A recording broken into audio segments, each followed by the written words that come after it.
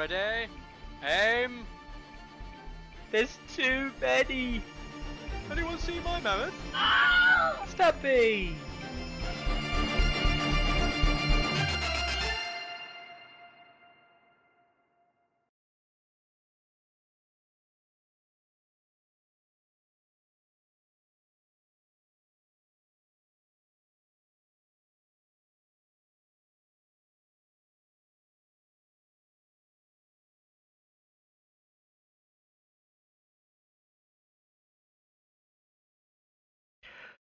Hello! Hello. Right. I'm here. I'm set up. I realise now that I'm not fully set up. Let's double check. There we go. That's better. Not having a blank box over there. Right. Just me today. I had plans to arrange some guests, which I do apologise for everyone on behalf of that. But alas, some things fell through, and yeah, obviously we'll talk about some of the stuff as the episode goes on. But yeah, Carlo, the sign up for LGT Hype. Also sign up for Lone Star Open. Also LVO next year. Yeah, all of those things. Yeah, so I do apologise for the rushed kind of go live. I got home at 7 o'clock, so yeah, just been a busy day. Right, so we're going to dive in and we're going to see some stuff. Let's cover the first bit of news. I think we're going to talk about the Italian nationals. We're going to talk about the super regionals. We're going to talk about some of the stuff that Simon have been discussing and sharing with us. Or at least I'm going to share my thoughts and ideas. But I think the first thing that I want to mention is that Italian nationals, for those of you that don't know, unfortunately, Italy has had some pretty horrific, of all things rain, in the last kind of couple of weeks, specifically this week leading up to it as well, meaning that Italian nationals did run, but it was down at 16 players. They had a lot of people, unfortunately, unable to make it because of very, very poor weather. And we're talking very poor, right? We're talking huge issues in the region. I don't know how much it affected these guys, but for those of you who follow your F1, something like the Grand Prix was cancelled, for example, because of the very horrific weather they've had over there. So hopefully, shout out to the Italian scene here, but hopefully no one was too badly affected by it, that didn't kind of like affect the event itself too much.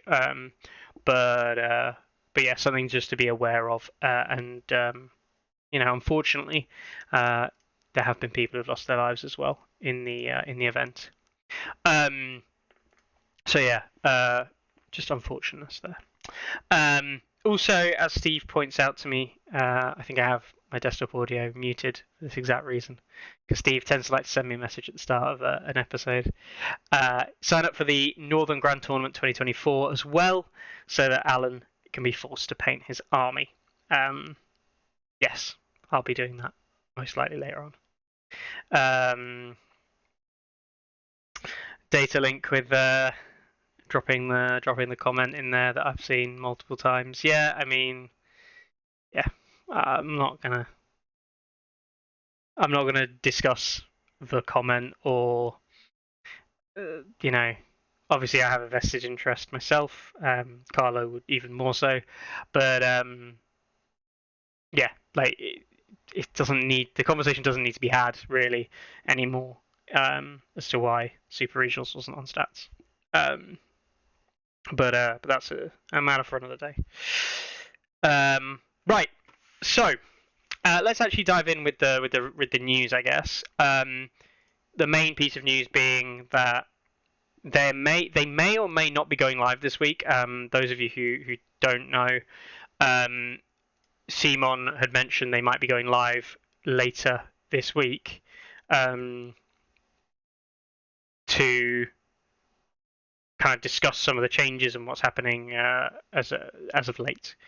That being said, we did have a lot of other stuff revealed at the Super Regionals that was kind of like thrown out there for the people to see. So, let's see if I can actually find the. Where is it? I can't find it now.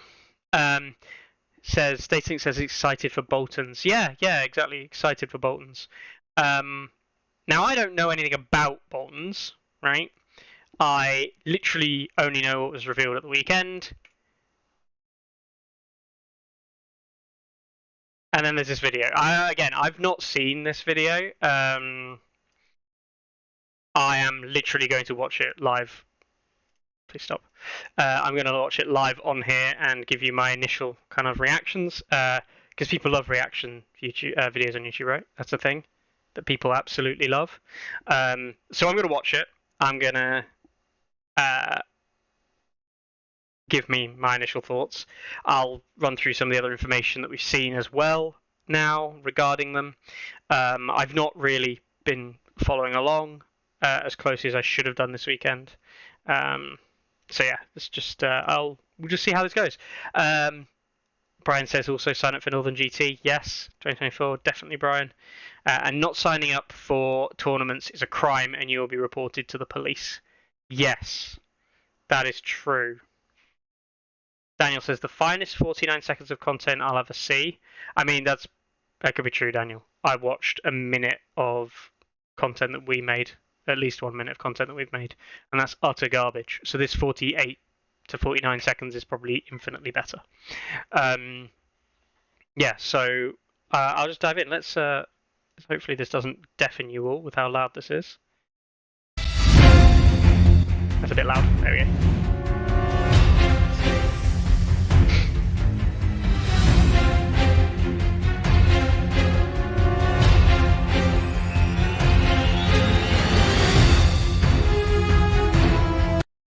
Cool. So they've gone live, or they've gone 17 seconds in, and they've basically told us that Boltons are out, which is kind of a weird because House Bolton Joins the Fray is the name of the video, which means that if I didn't know the name of the video, I'd already know what was being announced here.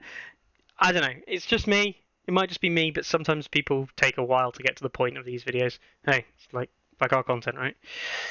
Okay, cool. Let's go on. Their minds are cunning. Alright, so we see some cards. Got one from the base deck. We've got a Ramsay Snow card, and we've got a Roose Bolton card. I mean, the first thing I'm going to say is that Cruel Methods, which we knew was a Ramsay card as classic, is now in there as a start of any turn card for... Sorry. That's alright. My dog has just got back from her walk. Yeah, Cruel Methods is coming in as a base deck card that was a Ramsay card. No changes to what the card does. Actually, yes, Cruel Methods has changed. Yes, this Cruel Methods is changed from Ramsay's.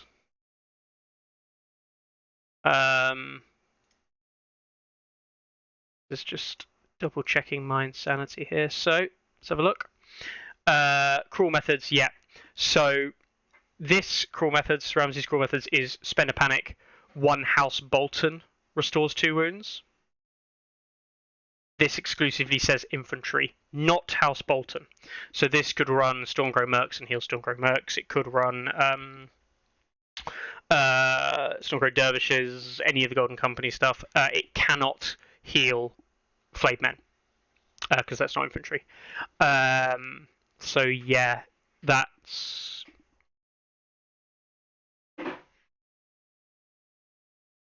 I mean, Bolton Blackguard were a main source of this card before.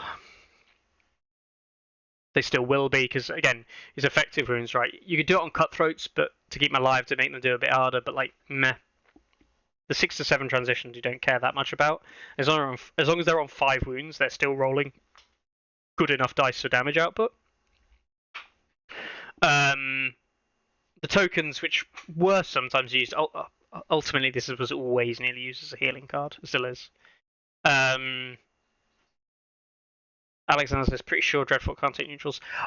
I don't think that's going to be the case. I think they are going to be able to take neutrals. I think they are. But what would be best they can be? I don't know. I haven't seen anything myself that's otherwise. I know that there is some speculation that might be the case. I don't know. Anyway, yeah. Cruel methods change. It's neither here nor there. It's more like the Weavers now. Meh. We'll see.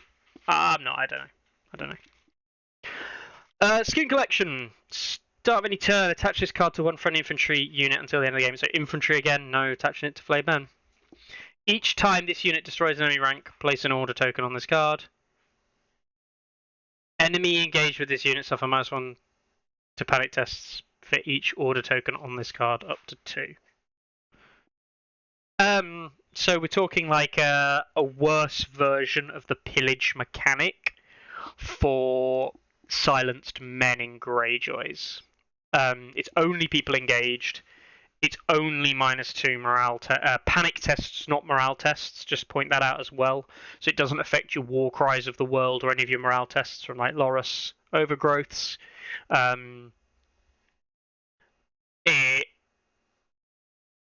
It's okay. Like it's not bad. It's not bad at all. And I know that again, I've not really looked, but I know the Bolton stuff wants to be engaged. So skin collecting is decent, like by all means. But like it's when that unit gets a kill, which will be on the charge typically. Actually, no. There's actually something very interesting, isn't it? Skin collection would also play off horrific visage. So you'd do let's say you're like the classic -4/+1 test from like Roos in Blackguard or Ramsey Blackguard, right? Whatever, doesn't really matter.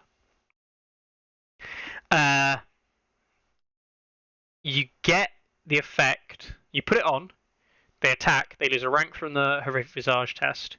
They get an order token because the unit horrific visage is still destroying the rank, meaning that it does have a little bit more synergy and counterplay. You're obviously still taking the hit after the -1 plays in, but it means subsequent attacks get harder and harder. The chief says, but you can put it where you can achieve something. Yeah, you can, but like you can't, right?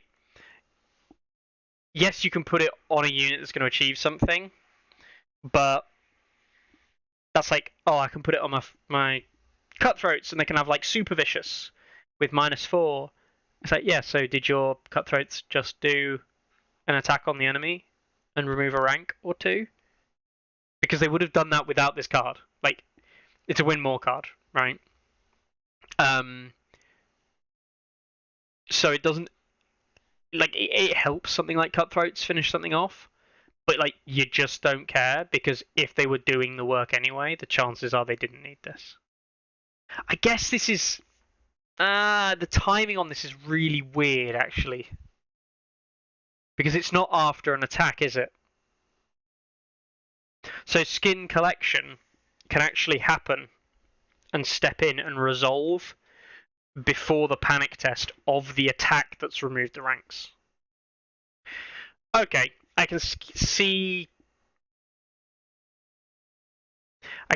why skin collection is better because it doesn't require the after attack trigger. It's actually better than pillage in terms of the timing. So this would happen in the apply wounds step. You would say, I have destroyed a rank, therefore gain a order token on this card. And then you say, now take a panic test at, well, if it cutthroats, -3. Because you'll have 1 order on skin collection and 2 from the vicious. So this is a proactive card, believe it or not. It's not a reactive card. It's actually quite proactive. But you've got to use it where you're about to make an attack. It's like the worst form of pillage. Again, Carl, it's not the worst form of pillage because of the timing. the timing makes it better than pillage because it can affect the attack that's causing that generates this test.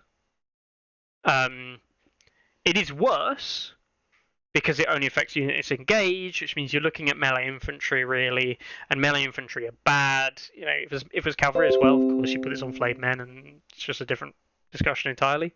But yeah, come up with prey on fear or sustain, for sustain or spread fear to really make sure you get it. Yeah, I mean, it's definitely true. The thing is, you just don't end up in these big mosh pit melees in most games.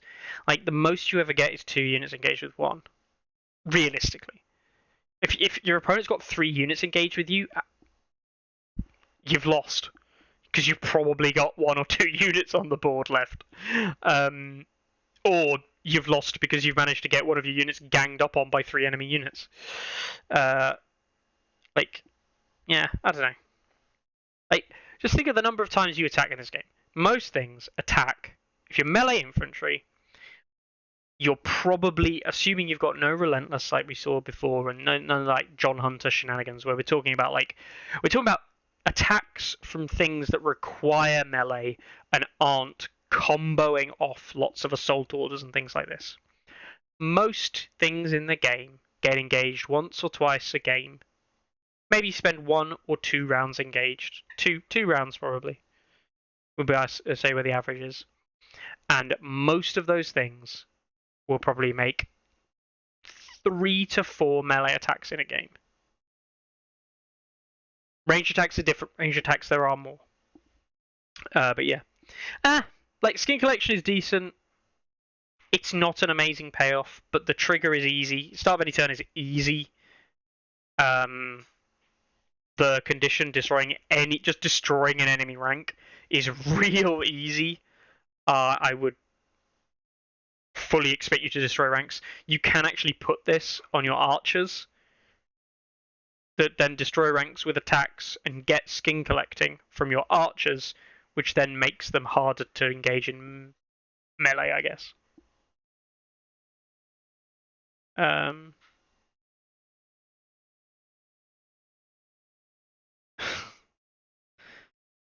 Yes, please. Yeah. I'm going to get a cup of tea. Isn't that amazing? The thing is, which Bolton melee unit doesn't have vicious? Exactly, Victor. They all have... Bolton melee infantry all have vicious. But, like, this is not vicious. This is important. It's not vicious. It's, like, super vicious or giga vicious. Whatever. The Spheres could do it on set for charge, but they aren't great on it. Yeah. Spheres could do it. Yeah, it's meh. I mean, I'm glad they showed it. It's certainly an interesting mechanic. What this is annoying for the rest of us is that it's another timing situation where we're just going to have, like, it's the same timing as Go Down Fighting, which thankfully they're not going to... like, the timing isn't too bad. But yeah. It's also only panic checks and not morale, so it doesn't even... it's not helping you against, like, to the last or anything like that. So, yeah. Yeah, meh is probably the right response. Whisper threats has stayed the same from Roos, same trigger. Actually, let's just think about this. Yeah, the name is different. Ramsay is the Bastard Bolton, Roos is the Leech Lord, and we see Lord of the Dreadfort and Spiteful Heir. So they are changing the names of the characters. Okay.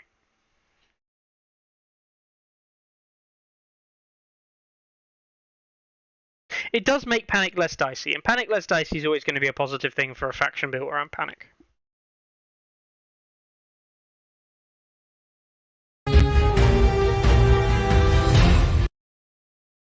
I'm glad that we know their blades are sharp. I will just point out, this has got nothing to... This is not Simon. I understand why they added blades are sharp, but I do admire that they go, their blades are sharp, and then they show us a unit that uses a cudgel, or specifically not a blade, which I think is quite funny. Their blades are sharp. Here's a unit with a maul. They're not mauls. but you get the general gist. Yeah, so cutthroats haven't changed; they are the same. The cutthroat models are nice, though. I mean, I've got the old ones sat here. Those are quite nice sculpts. Not changing them drastically. They're similar kind of poses, but definitely more up to date, better. The chunkier vibe. I'm a big fan of the chunkier models. Some games that I've been following recently, either be it people developing them or just things I've seen around. Some people are going for these like quite thin, skinny models with thin arms and stuff, and I think they look really old. I think they don't look good. To put it brutally honest, I think they look bad. And they look like old army men. Were like, you know, the classic old film army men with like red suits and things like that, red coats, and they're all just sat there like, you know, things, and they've got really thin, breakable arms. Whereas these guys look chunky, and I like chunky models. I like the models. Blackguards again, no changes there. Same stats, everything. Yes. That'll be the new Bolton Flayer, who comes with a little knife, which I like. The Bannerman has a blade. Fair enough. You called me out on that one. Chris Oparsky? Chris Oparsky? I probably butchered that. Sorry, mate. Cutters have been working out. Yes, Victor. Their pointy bits on the edge of their spike clubs are sharp. Sure. Looks like Umbers or less hairy Mormons. Yes. Tactical rock under both Bannermen. Can we just appreciate the tactical rock under this one as well? They basically are saying they're thick. Yes, Crones. I love the background colour. Blood drip skin. Yeah. The artwork on the cards is actually nice. I really quite like that. Alex, yeah, another tactical rock. Another tactical rock. Also, the banner's weak. Right? Don't get me wrong. Like, I'm not complaining and saying, oh, the banner's rubbish. But I'm a bit. The old Blackguard banner, Blackguard, whatever you want to say, however you want to pronounce it. The old Blackguard banner is massive. And massive means more paint, and more paint means more design, and more design means more customization, which means more awesomeness. I don't like the smaller banners. I feel like you can do less with the smaller banners. I'm a big fan of big banners. If you're going to have a banner, go big. Proper banners, anyway. This is more like a pennant. I know it's not a pennant for those historians and factually correct people among you, but yeah. Shields are in the left hand, maces in the right hand. Seems like we've got the hands the right way around. Although the Flayer's got his knife in his left hand. Interesting.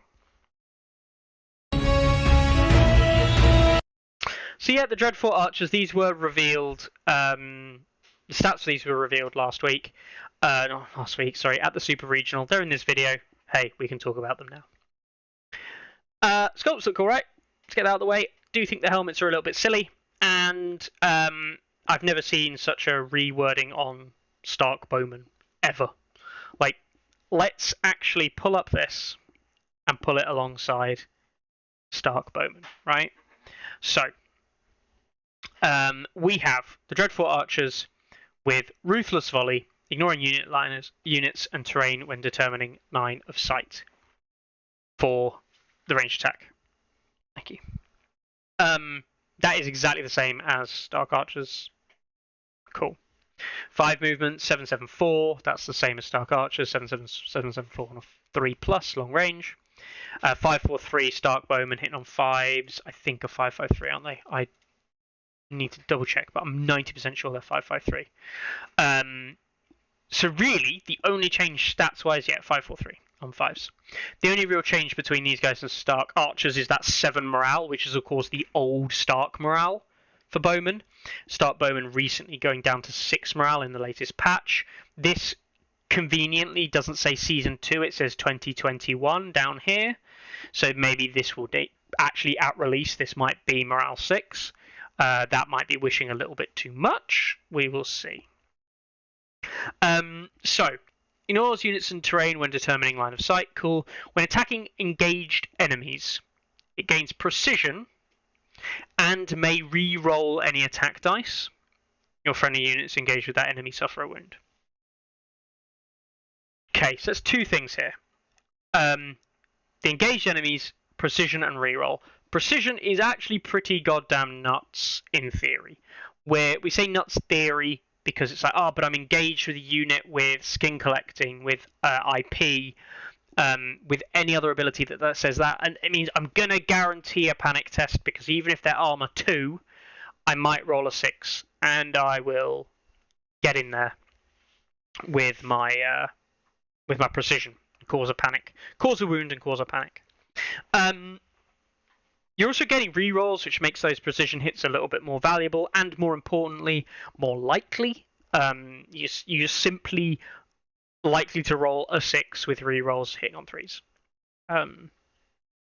So it's almost like saying you're guaranteeing the panic test, which is decent. You know, it's not 100% saying that, but it's close enough.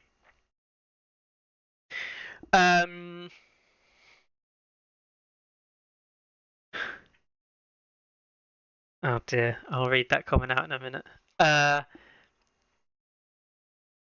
Start Bowman sad again. Yeah, I love the thematic ability implementation and second ability. Yeah, cool. So, I mean, let's just think about this. Yeah, it's okay. It's okay. Heyo, Timu. Nathan likes. I like. I mean, shooting better and more precise, but also hitting your own, very thematic. It is the Chief. It is. Chief.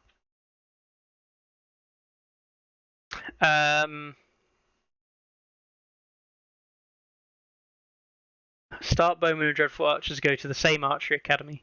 They get the same basic training, but the sorting hat puts some into Dreadfort and some into Stark.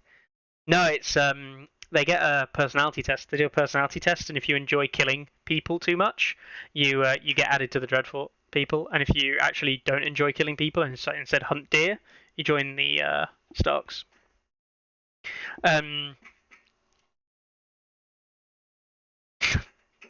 Brian bringing up Braveheart and the horrific regional tensions that we have over that glorious piece of historical epic drama.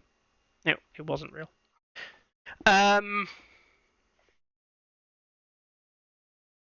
Yeah, your friendly units engaged with that enemy suffer 1 wound. Is thematic. It is pointless.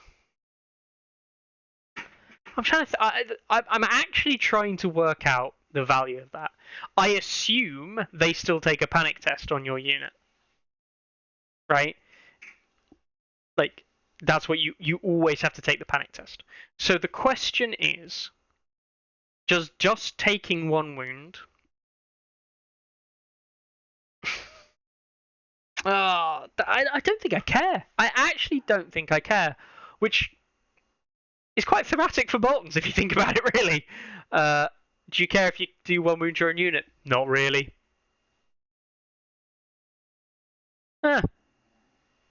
Actually somewhat thematic. Is there any combos we can have? So we're not talking about, as far as yet, and I don't think it's gonna... Pardon me. It's equivalent damage to the panic test. Not quite, Tim. The panic test is most likely going to average 2, but it comes out as less than that. Obviously, it's about 1.5 because you pass some of the time. Yeah, it all depends. The self panic is scarier. Yeah, Daniel, exactly. Because your morale is bad, right? Your morale in Boltons is bad, with morale 6 and morale 7 being your averages.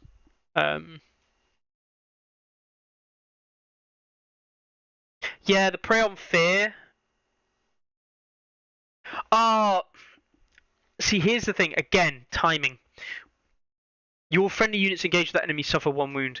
They don't suffer 1 wound at the end of the attack. They're suffering the wound as the attack happens. Right? I think this is quite important. Because what you're saying is you determine the rerolls and precision, because you're engaged. And then you go, right, I am engaged. I get rerolls and precision, and my unit takes a wound. Then you roll your attack dice. And if you do it in that order, if you do it in that way, it means that the panic test is actually coming much later, which also means, because the panic test from shooting into melee happens after your opponent has passed or failed their panic test. So Prey on Fear would happen after you have taken the wound. So it does synergize quite well with Prey on Fear.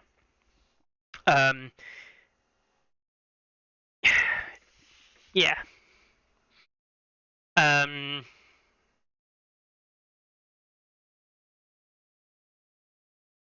don't want to use them with the dragons, but I'm very much trying with Flame Men. Yeah, I mean, the thing is, they're not neutrals, right? It's quite important. They're not neutrals. They're Boltons specifically. But yeah, these with Flame Men could be quite nice. Finally going to start busting out the Dreadfort captains. No. Bottom Flame Men with Golden Company, or not Golden Company, Glory Seeker. Fairly safe plus extra wound. Yeah, it is. Fairly safe. The Iron Resolve being pretty good. Alright, let's continue. I like them. I mean, speculation, right? These guys are 6 points, obviously. Victor doesn't like them. These are 6 points because Stark Bowmen are 6 points. If these guys are 5 points, I'm going to be like, nice. Nice. If these guys are 4 points, I'm going to be like, what the fuck? like this is not okay for 4 points. We've seen that already. If they are 7 points, then someone needs to go to school and recount number of points things cost. I don't know why school would help with that, but yeah. If they're 6 points, you're limited to 7 activations. Yeah, and 7 activations with these guys is awful. Yeah, I agree, Victor. Completely agree. If they're locked in at 7 activations, as neutrals have always basically been, they can run 8. It's just difficult. If you want to run this unit at 6 and Flayed Men at 8, that's 14 points. Even if we give you the 3 NCUs, that takes you to 26. So you're on 5 activations and you have 14 points left without access to a 5-point activation. You cannot reach 8 activations. So yeah, unless you run a 2 NCUs, which is just insanity. Or one, yeah. Sorry, I say 2. 1 more NCU. You'd have to run an NCU at 4 points, meaning you run 4 NCUs and 2 5 points and 6 and an 8. So yeah, we'll have to see. Yeah, you can't, guys, judge these guys in their totality until seeing the Bolton attachments and the tactics cards. Very true. Very true.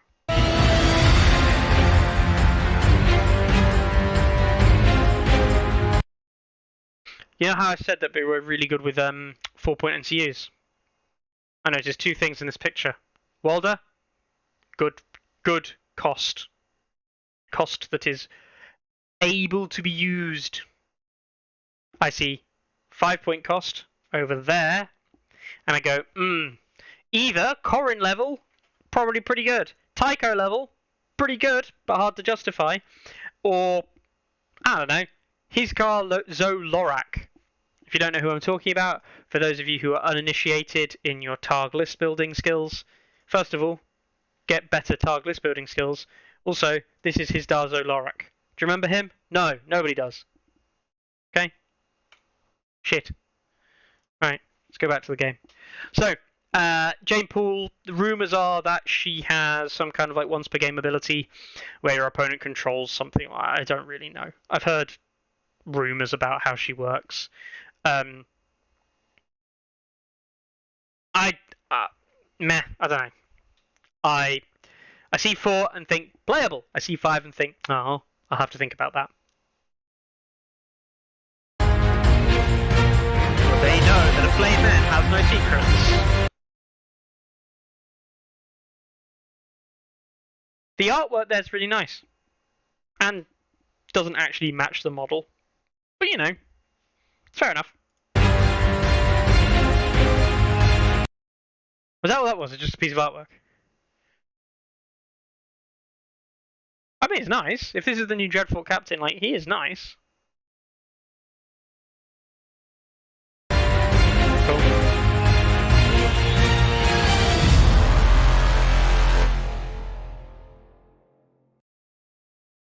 Cool. apparently we're going to watch some AoE beginner tips. There's my recommended videos from YouTube coming up to play. That was alright. No, it was okay. Oh, I just realised I managed to move the thing around. Yeah, I mean, that's fine. That's fine. That video is absolutely fine. I can't blame them. They showed 3 tactics cards. They've shown a unit that no one's ever seen before. They've confirmed that cutthroats and blackguards are within the faction. They're giving us some NCU costs. Yeah.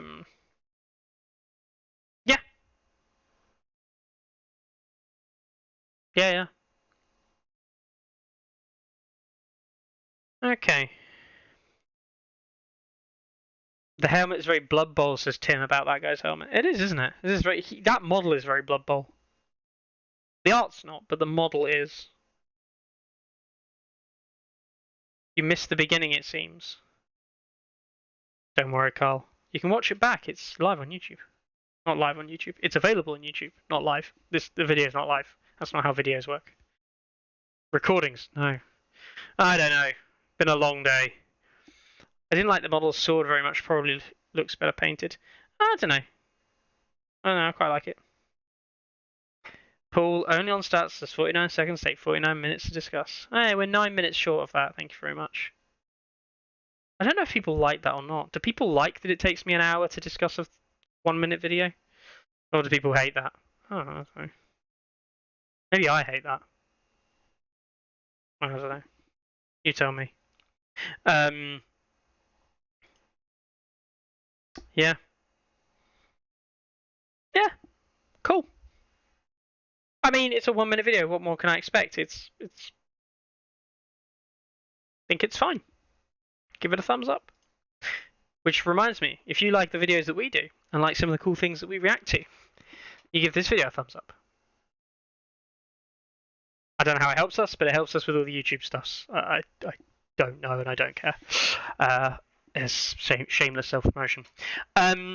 Monster Rod von Hugenstein. That is just an amazing name. And not a name I've ever seen on the channel before, Monster Rod. So Monster Rod von Hugenstein, you are now my favourite person. Marwyn can go away. I don't like Marwyn anymore. Snip the spikes and sand that helmet down some. Yeah, exactly, yeah. Always very detailed when explained. Don't want them to go away. Okay, Nathan. Appreciate that. Where you're talking about actual things, making some conclusions. So no wonder it takes some time. That's fair enough, Caesar. Appreciate that. Right. Okay. No, I've got no problems with that. I mean, it is what it is, isn't it? It is what it is. It's a short promotional video giving us some details around the Boltons. And the details it gives are fine. Like, they're I can't complain. Like, if I would complain at that video, then I would just be a bad human being. We also had an article that goes alongside it. For those of you who don't want to watch the video, you can read the article. Oh, okay, so no, there is a bit more in this, so we'll run through it. Yeah. And woe to anyone that's taken captive by these sadists. Not often that you get to write that in a piece of promotional material, is it? House Bolton will be a mini faction with a starter set and a few dedicated units to go with them. The starter set has 2 units of Bolton Cutthroats, a unit of Bolton Blackguard, both of which have been previously recent units, and a new unit of the Dreadfort Archers. Something players will notice that some of these units come with 2 different sets of cards. This is because while these units are used as neutral mercenaries, they also have unique Bolton cards as well. That's what the whole point of this discussion is for. So you get both neutrals. Yeah, so we know that. Dreadfort Archers are exclusive. They'll attack, damning their own troops to possibly suffer wounds as well. I mean, will suffer.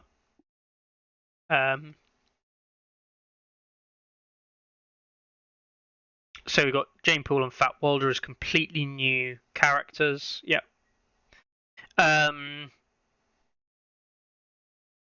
So they're releasing a House Bolton box set as well as Dreadfort Spearman unit box, exclusive of Bolton players and not playable as neutrals. Okay. The heck is a mini faction, says Caesar. Well, it is this. It is this. A mini faction. A faction made up of miniatures. What a great answer, Carl. 10 points, Carl, for you. No. A mini faction is a faction where they're releasing less stuff for it. So Baratheons aren't a mini faction, so they've got like a bunch of different stuff released for them, right? I think what they're saying with Boltons is expect the Bolton box, expect Dreadfort Archers, expect the Spearmen, Flayed Men, Cutthroats, Blackguard, a hero box, the heroes from the starter box, and what Bastard Girls, right? If I didn't mention them already, and that's it. So you're not. I mean, what? So Cutthroats, Blackguard, Dreadfort Archers, Bolton Bastard Girls, Flayed Men, Spearmen. 6 units, a heroes box, and the heroes you get in the starter. So 6 units, 6 units, and a bunch of attachments, basically. Is what they're calling a mini faction. I guess there's always probability they could expand it out later down the line. They could go down the route of like more units, potentially some more attachments in the shape of a hero box, that kind of thing.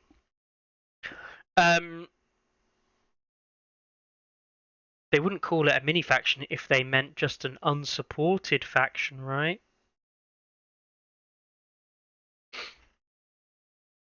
I don't know what you mean by unsupported factions, Tim. I don't know what you mean by an unsupported faction.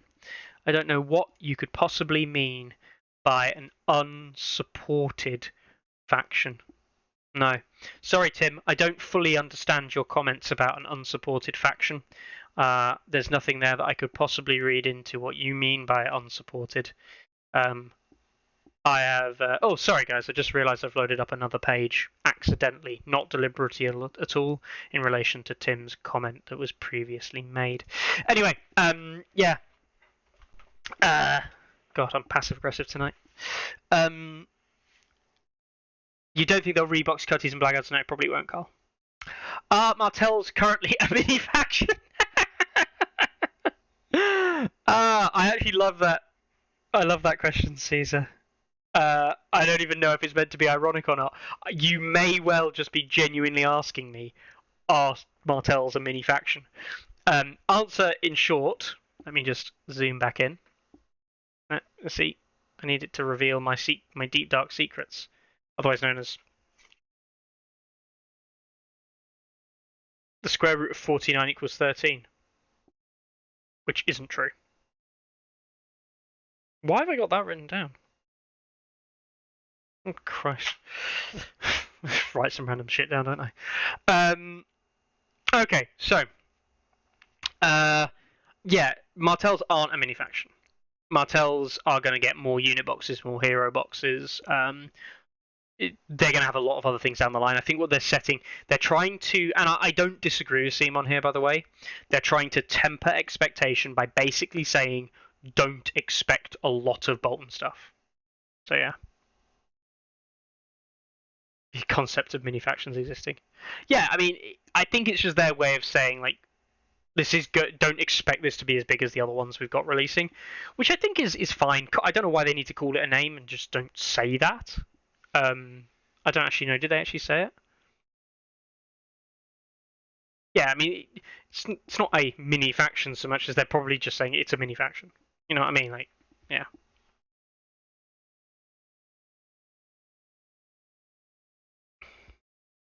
And hopefully their unique faction data cards are actually different, unlike the Targ Stormcrows. I think it's highly unlikely that they are, just based on the artwork and the things here.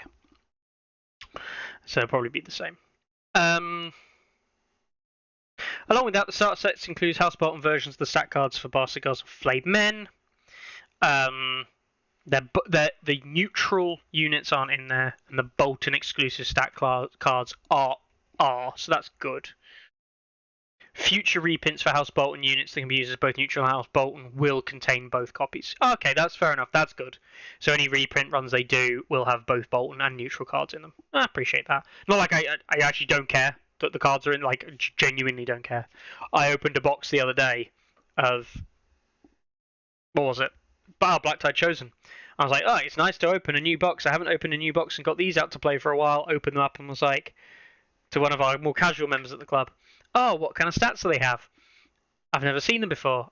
And I was like, oh, here's the stat card. And then, like, the first thing that ran through my head is said, actually, John, the stat card's not right. So, yeah. I don't bother with stat. Honestly, the number of people I see, I know people play with stat cards and stuff. Like, I just don't whatsoever. I genuinely don't play with them. If it wasn't for the fact that I've got this morbid curiosity to keep things not damaged, because I hate damaging stuff in general. Here's a Gregor Clegane Mountain That Rides card with the nice art on.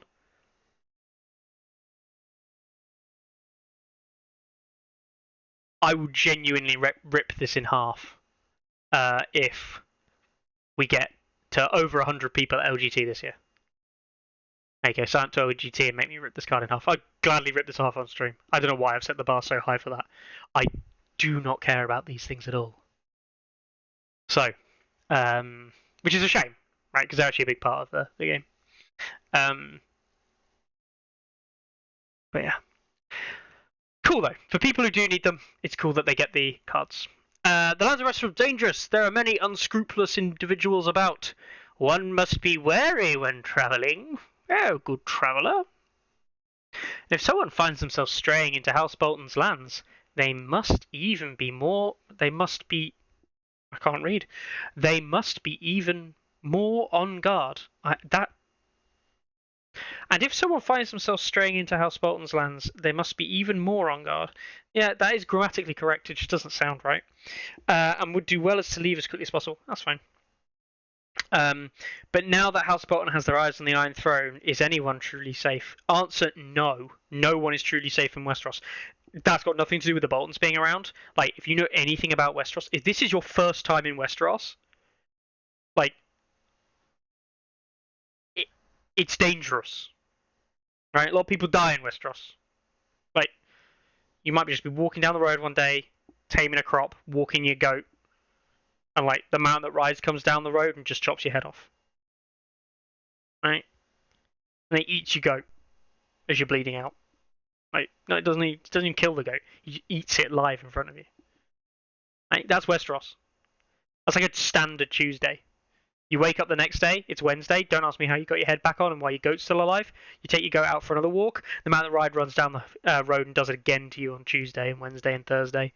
Then you have like Rorge and the Biter, they meet you on Thursday, take you around the back of the local bike sheds, strap a rat to your chest and it eats you out. Yeah, like, Westeros is a nasty place, full of nasty human beings. Factually correct. Crones, Mickey throwing shade at players who use cards while admitting he can't read. I cannot. That's why I don't use cards, Crones. That's it. I'm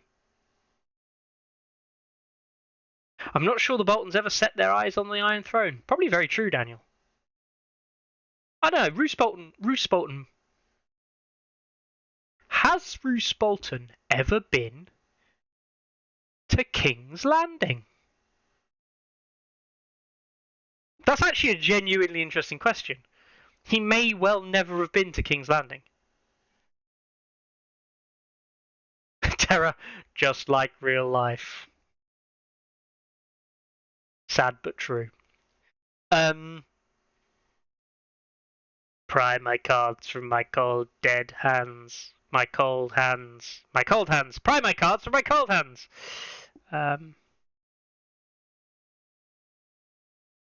Yes, he has, says Carl. Oh, of course, in Robert's Rebellion. Yeah, duh. He would have been down there in Robert's Rebellion.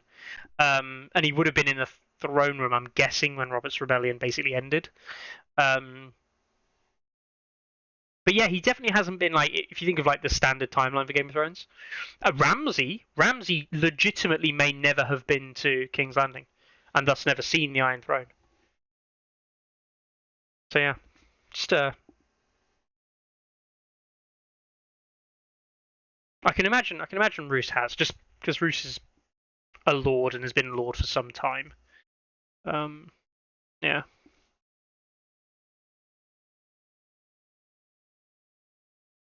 No, anyway. So there we go. House Boltons. Article's fine. I mean, the article's what the article is. It does reveal a little bit more information. Sorry, there's a fly. It's really annoying. It does reveal a little bit more information than the video does, so the article's fine. Covers a couple of the questions that you can probably imagine would come up, and people have asked here as well, so that's fine. Roose would go on to Winterfell to pay homage and to his admin. Yes, that's very true. Any perspective Bolton builds you're thinking about? Me? Yeah.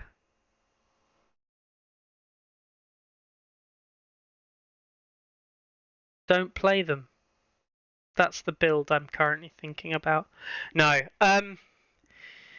Is it bad? I know that people are hyped for Boltons. Is it bad? I really don't give a shit about them. Like, I don't care about the Boltons that much. Like at all. Sure. All I can say is like sure. We'll have a look at some of the other pictures and stuff in a second. But yeah, because there were more bits of information. And I do apologise ahead of time because I did not store pictures of all of these, and there's been, of course, hundreds and thousands of bits of conversation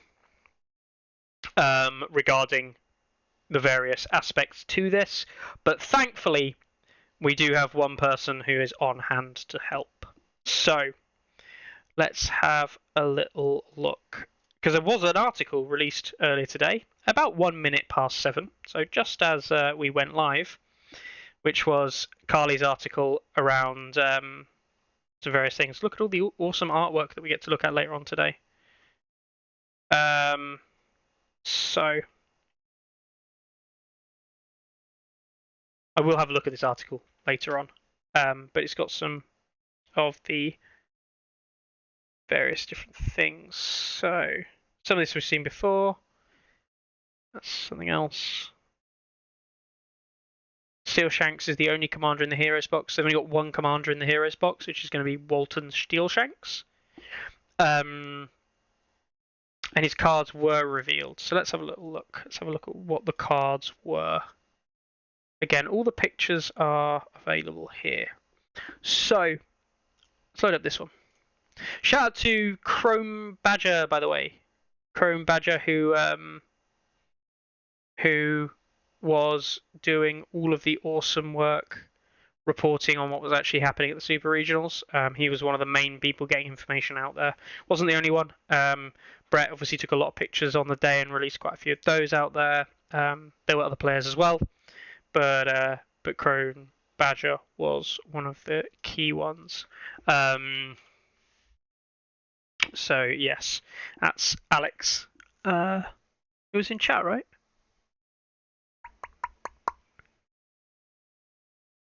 Alex in chat?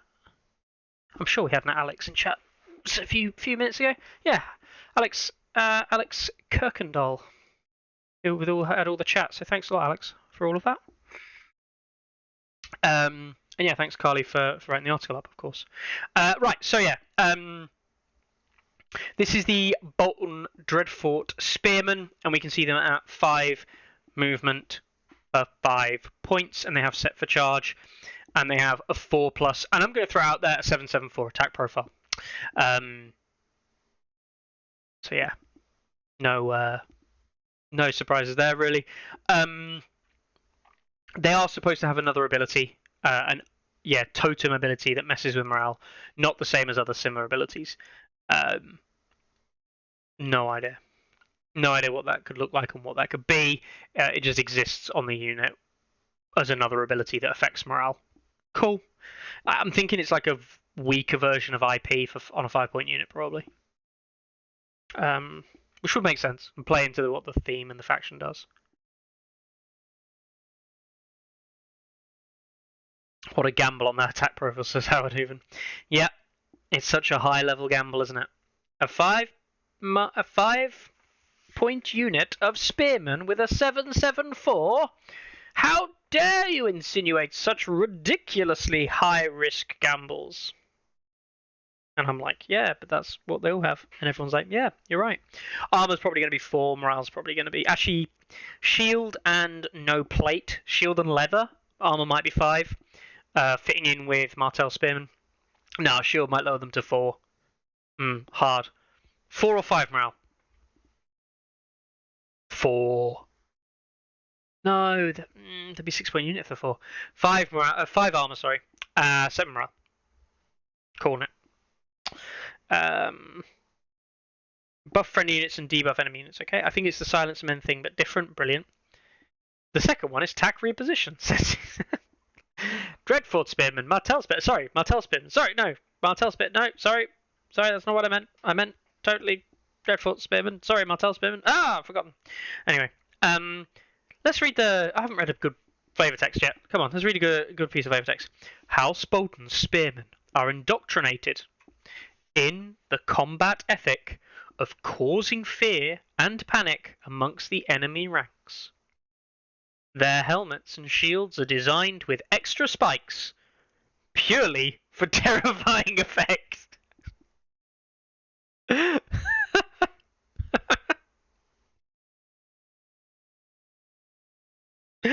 I shouldn't laugh so hard. I genuinely just got. For those of you who 40k aficionados, everyone knows that red things go faster because of orcs, right? I just got this. This is like this two Boltons sat down, like on guard duty or something, and one of them's like got his helmet out, and then he just sees like a shard of metal on the floor, or whatever, and just like jams it into his helmet, and he's like, "Spiky thing, more scary," you know, or something stupid like that. I just, yeah.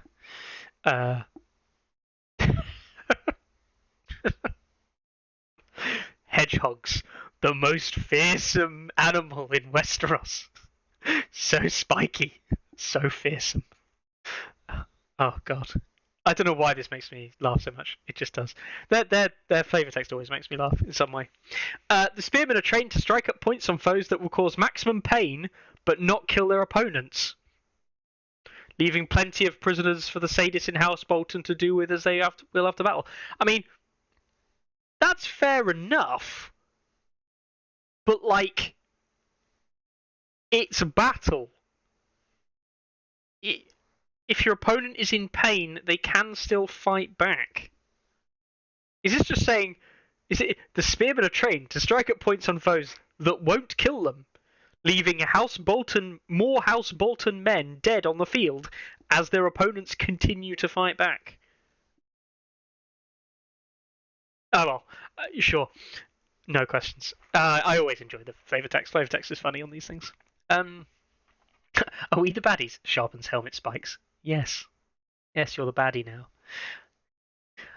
Okay, cool. Don't worry about realism. They've leaned into cartoonish villain stuff, and I'm here for it. You know what? They have, and I'm fine with it. I'm absolutely fine with it. They've gone with a flavour and a theme, and they've stuck to it. And for that, you got to applaud them. Even if I do think it's hilarious. So yeah.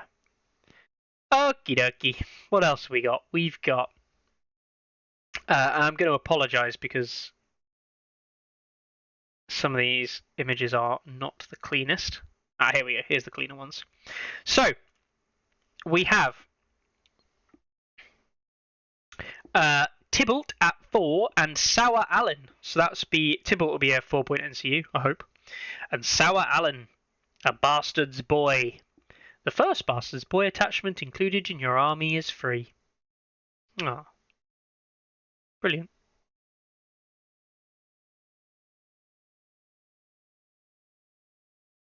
Grunt had no tongue and Sour Allen had no wits, Lord Ramsay liked to say. Fair enough.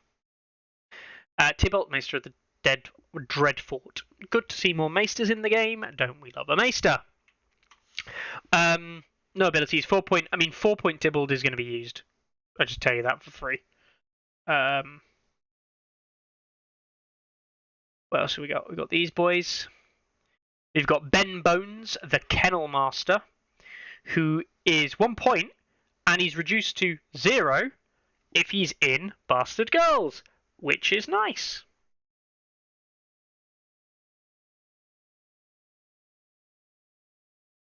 Oh, the puppy there is quite a nice little puppy model. He's quite cute.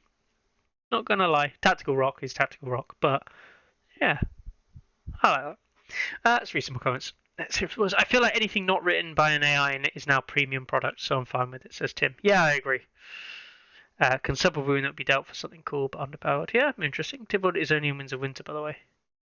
Yeah. Nowhere. Old Town faction when?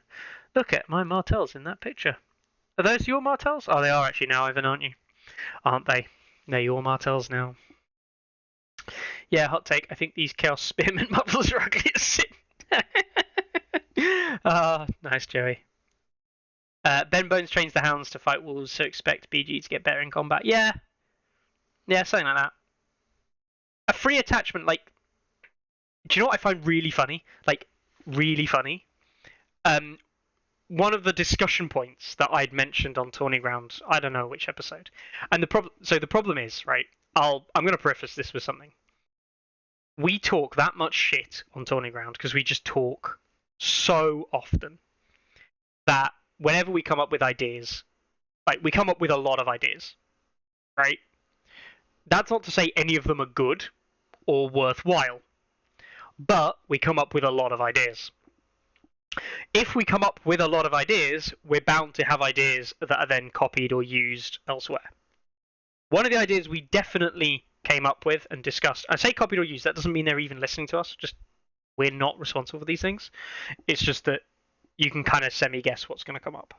One of the things that I'd said a long time ago when we were discussing attachments and how we make attachments more viable was, could you make a Sworn Sword Captain, for example, free in Stark Sworn Swords? So attachments that come with units are free in that unit, because it should hopefully have a level of synergy that is okay. But actually, you'd have to swap attachments to get really true good synergies. So Umber Berserker, an Umber whatever called. I forget what he's called now. Umber. It's not called a Berserker Captain, is he? Umber Champion. Inside a unit of Umber Berserkers, gives max strength of Vicious. It synergizes, right? So that would be a 6-point unit with that 1-point unit for free in that unit, meaning it's 6 points still, and that would allow the synergies to exist. And then what you do is you pay for attachments on top of that, right? This is all something that we discussed if you wanted to swap attachment around. It's something we discussed a long time ago. It's good to see them doing this now in Boltons, where we see Ben Bones free if you take him in a specific type of unit. Which says to me, what we're saying is this attachment in this unit has a synergy. We want you to run this. But there might be a case where this attachment in a different unit actually creates a better synergy, but you are going to have to pay for that. That's good by me. I like that. That's fine by me. That's one of many ways of making attachments more played, and attachments being more played is a positive thing. The Steel Shanks model is nice. The Steel Shanks model is perfectly nice. Can't complain at the Steel Shanks model. It looks very similar to something else that already exists. Trying to put my finger on it, maybe Styre a little bit, mixed with Shadow Tower Spearman effect. Don't really know. Hoping to see more reduction of characters in specific units overall. Yeah, I agree, Carl. More characters in the setting.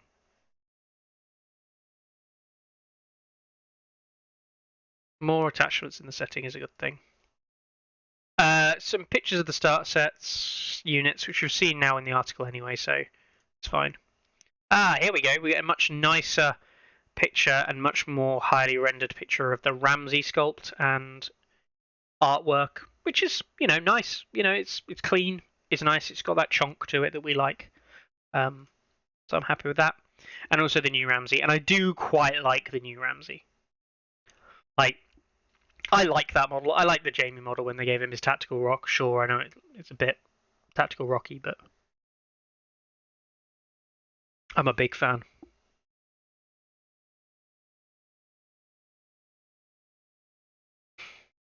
Big fan. Okie dokie. So that is the Boltons. Here we are. Here we are. So, these are Steel Shanks or Bolton's cards. Jarl, a little bit like Jarl, Carl, is what you're saying? Free folk outflank. Okay. Yeah, Rusa Ramsey is supposed to have other versions of themselves now, so NCU versions and things like that, attachment versions perhaps. So expect more versions of Roos and Ramsey as well. Now, we saw the 3 cards here. We've got Taunt, Rush of Aggression, Price of Fear. I think Price of Fear doesn't exist. Does it? Price of Fear doesn't exist as a card. Did it? Has Price of Fear ever existed as a card? I don't think it has, off the top of my head, right?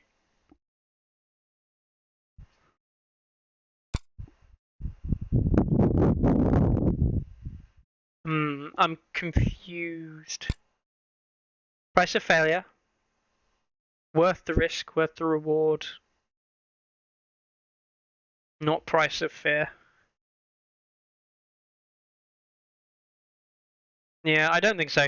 I'm trying to think back to the old days.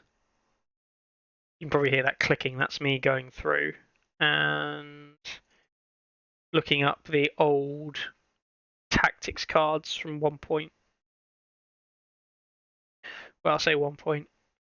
In case people don't know, I do actually have copies of like all of the old versions of War Council. Yes, I am fairly sad. Because I always download them and use them for everything. So I have all the War Council versions, which I can just go back and have a look. No, so you've got Price of Failure and the Iron Price in that version of the game. This is 2021, early 2021. Let's have a look at 1.6 quickly.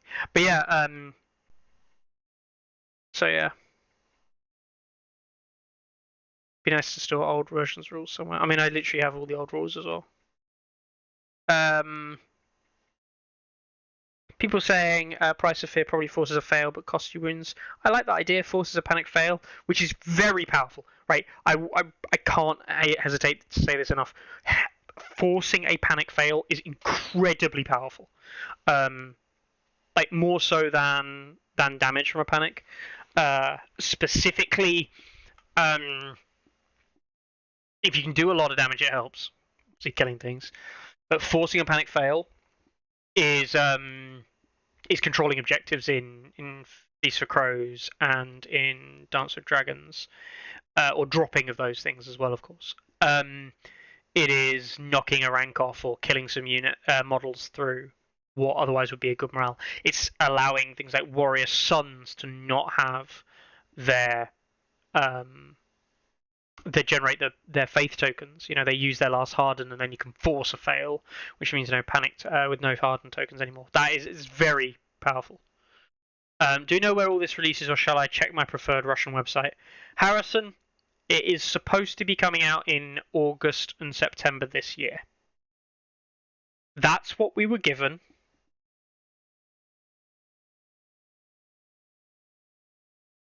Yeah, I'll leave it at that. I won't say the negative stuff. I will say the negative stuff. It's CMON, right? Come on. It won't be August this year. Certainly, if you're in the UK, it definitely won't be August this year. The idea of getting Boltons this year is unlikely, which is just sadness. You know, CMON do try to do releases all year at once, but they failed. Like, we just got Martels. Martels have been out for 6 months. So, yeah. It's like not. Yeah, just is what it is, mate. Sorry. If it's caused by your commander, remove 2 and they auto fail. Yeah. Force a panic fail. Your own units to make a morale test, and for each point they fail by, they take a wound. Oof! Old panic rules.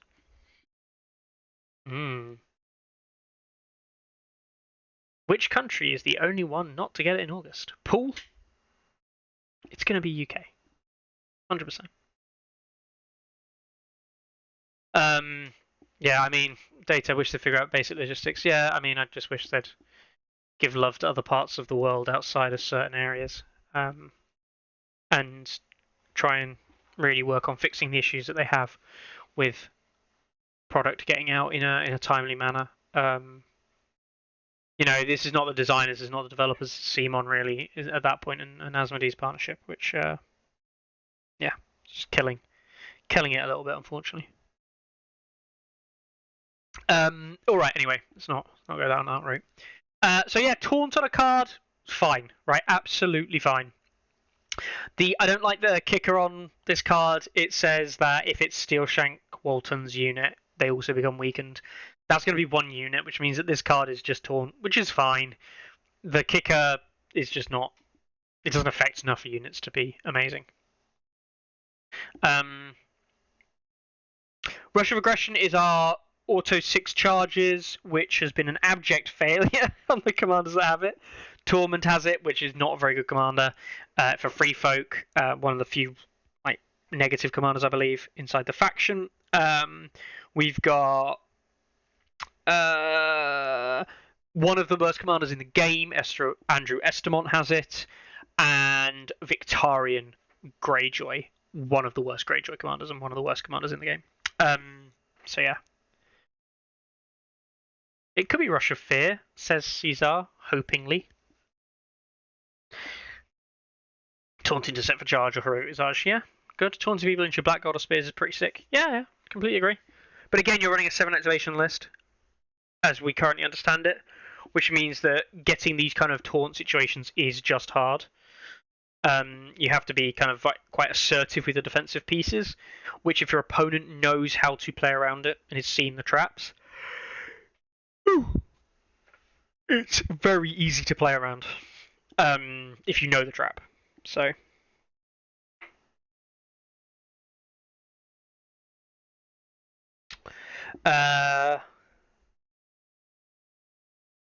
Vic ain't bad as his stats. Sure. Terror. Vic is bad. I played Vic recently. I beat Carlo with Victarion. Vic's bad. Vic is bad. As in, I beat Vic. I beat Carlo by playing Vic. Vic is bad. Because I won that game. Because of the opposite of what Victarion's about. It's quite funny, actually. Oh, I won't regale the story. Yeah.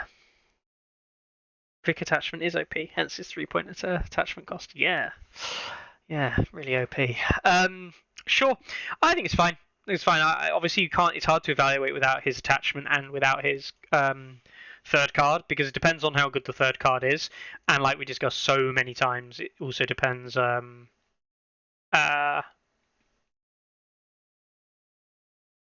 also depends on what his card is and what his attachment is. You know, how many people looked at Mance and went, he's a broken attachment, then looked at his cards and went, he's a broken attachment and commander. How many people looked at, you know, I don't know, more modern Ramsey 3, and you look at his commander and you're like, whoa, that's a lot. And then you look at his cards and go, sadness. I don't know. R3 is not too bad, actually, in my opinion. In my humble, shitty opinion. Cool. Vic is hidden OP. Don't at me. Okay, Mikkel, I will not at you. Excuse me while I just go and at Mikkel like 50 times. Yeah. Okay, cool. So that's Greyjoys. Boltons. You can tell it's been a long day. Holy shit. What else have we got to reveal and talk about? Well, there are other pieces of news, right? The next piece of news is the various pictures. Now, I am going to use Carly's article for the pictures. I do believe I have copies of them. But yes. And Doug, I have seen your message, by the way, buddy. I will share that with people at the end. So yes, where am I? Let's have a little gander. We'll probably say we use Carly's article for these because Carly's article is the best one. So, ciao. So this is another box we're expecting, by the way. This was a piece of artwork shown off at the event. It was not mentioned at the event in terms of any discussion about it, but this was seen. And we're thinking like Rouge and the Biter. We're thinking the girl in the white dress looks like to be Shay.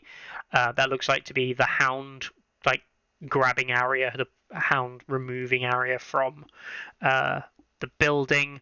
And there were rumors as to who the two central guys were. The guy with the big kind of weird-looking scythe thing. Yeah, two other characters being a mystery, as said here. Could be many people, but not really sure who.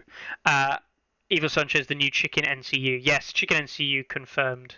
Giant NCU confirmed not existing. Chicken NCU confirmed are. The Widower and Jockin. I am not going to lie, they are not names I recognise. I know that there has been discussion around those two characters. I don't know if that was from you, but let's have a little look. If in doubt, go to... I mean, the Widow is a Stormcrow, so why would he be there?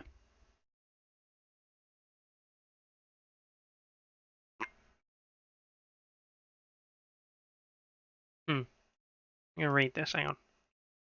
Excuse me while I look at my other monitor and read all the information. So, the Widow is a scarred and soured axeman. He owns a gaunt grey horse. Well, there's no horse here, but that's fine. He wears an iron half helm, sprouted by a fan of black feathers from one temple. Maybe. A shield and a ring mail under faded cloak. Meh. Not convinced. He wields a spiked battle axe. Maybe. Maybe it could be the Widower.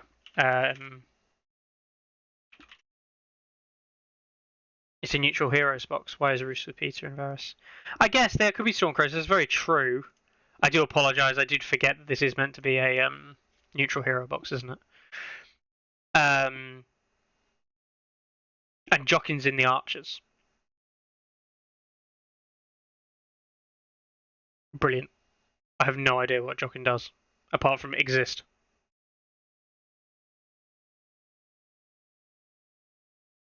Yeah, he's just a person, isn't he? Okay. Yeah, I guess if it could be. Jockin would be weird. He's basically unknown. He's more unknown than Shira Errol, which is saying something. Yeah. I mean, the Widower kind of is a character. Does actually have characterness. Jockin barely. Alright, anyway, so that's something we got looking down the line anyway, which is Neutral Heroes 3, I guess it would be. Which would be interesting to see. Right, we also have a load of other stuff that looks like to be revealed, including something that I know people have already made lots of memes of. What has been confirmed as Umber Cavalry? I'm going to load up big versions of the artwork so you can see all these. Umber Cavalry. No idea on points cost. No idea on what they will be outside of cavalry and umber. But yes, there you go. Lack of Golden Company is sad, says thing. Yeah, it is. It is sad, but hey ho. It is what it is. So hang on. I do have these. So some of these we were able to get some really high res images of. Other ones we were not. So I'll load up these as well. But there you go. There are Berserkers full artwork. This will be the front artwork for the Berserkers. I heard you like Berserkers, so we gave them horses, yep.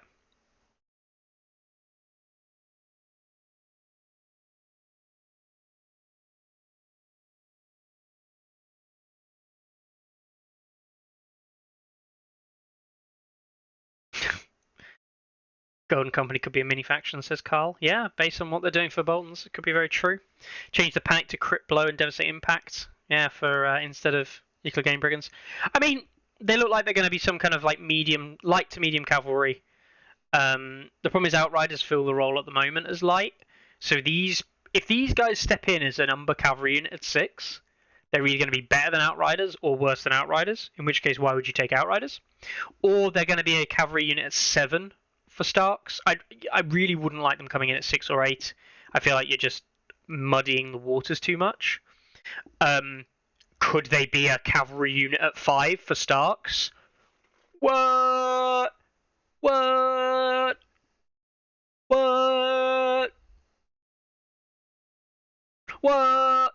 Yeah, so that could be a thing. It could be a 5-point cavalry unit. What? Sorry. Anyway, leave it at that. Leave it at that. Hitting on 2 plus. Let's go. The models will be dope, says Tim. Yes, the models will be dope. The models will be super sexy, I hope. I hope they're super sexy. They look like they could be super sexy. Zeodica says, really summed up Starks really well here. He said, 6 points and bad since it's Starks. Yeah. Also, smiley face at the end of that sentence. Yeah. Yeah. I'm true. A 5-point cavalry better suck hose water at everything but moving. Nah, mate. It's going to have on the charge +1 hit for each enemy remaining rank, sundering, and vicious, but only on the charge. It only gets those things on the charge. And swift retreat. So every time it gets attacked, it can retreat after being attacked. How does that sound? How does that sound for a 5-point cavalry unit? How does that sound for a 5-point cavalry? And why not give it 4 dice on 4s as its base attack stat line? On 2 ranks, it gets 3 dice on 4s. No one complaining. Anyone? No? Cool. Didn't think so. Right. The troll is real. Let's have a look at some of the other awesome artwork. These ones next. Next up. This objection. Humbers wouldn't retreat willingly from a fight. Objection.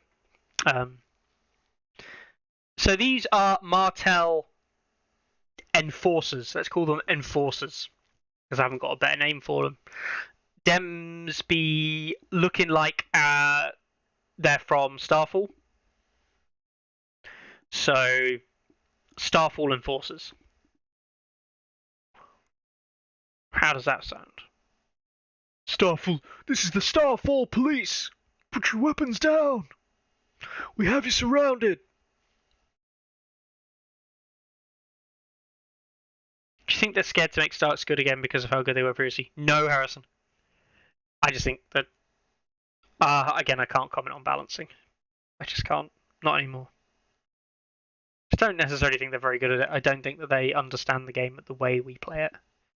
I I don't know if they ever get shown properly how good players play the game. Like, truly good players. I don't know. And I don't know what their impression of what good is. So yeah. Without knowing that, I don't know. Martells don't enforce. Whack.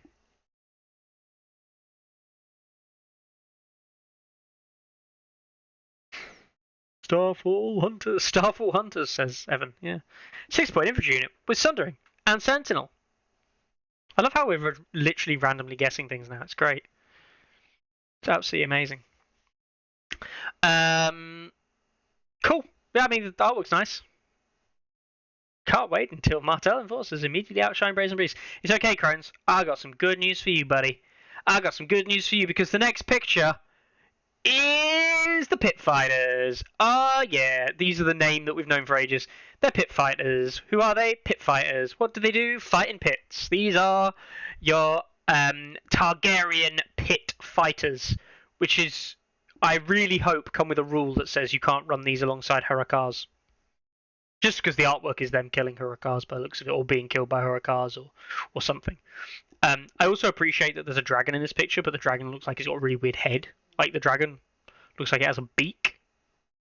Like, genuinely, look at the picture of the dragon. Doesn't look like the dragon from elsewhere. Synergy with Belwas Commander incoming. Yeah, let's hope they have some synergy with... let's hope they have some synergy with Belwas, because Belwas needs something outside of being put down. Oh, I'm sorry, Belwas. Finally, gladiators. That's, the Astaf movies have that, don't they? And suddenly, gladiators. Those are lions, Chief. Okay. Fine. Its mouth is open, sorta. This is the Wonder Woman poster. This is the Wonder Woman poster. Where's Danny in the back about to eat poison locusts? That's true. Where is she?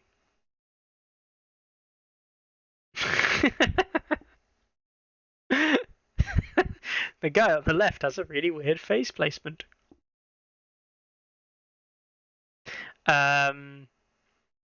Good unit in Seaman mind. Brazen Beast, of course. Newest release. Yep. Seaman said they would be cheap, but not chaff. They showed off models as well. They did show off the models for these, yeah. Let's go back to your article, Carly, where you've got the actual models for this particular one. There we go. They'd be cheap and not chaff. We know what that means. 5 points. Cheap. 5 points. Chaff. 4 points. I quite like them. They look cut. They look fun. They look cool. People will enjoy. They're not like, you know, the clowns, Bloody Mama skirmishers and things like that. But people will enjoy painting Pit Fighters. Who doesn't want, like, front right behind Adam's head? I think that is. Who doesn't want to paint a model that looks exactly like the old Hero Quest Berserker? Like, of course you want to paint a model that looks like the Hero Quest Berserker. The Hero Quest Berserker is iconic. Like, one of the most iconic figures in, like, all of miniature gaming. Yeah. They look like named characters, not generic models. Exactly. Like, they're just fun. Like, who doesn't want to paint Berserkers, man? Or Pit Fighters, is the case. Everybody likes Pit Fighters. Pit Fighters are just what, like, universally liked thing. Painting gladiators, like, yeah. That's why Wartime was so popular, because everything was a gladiator. My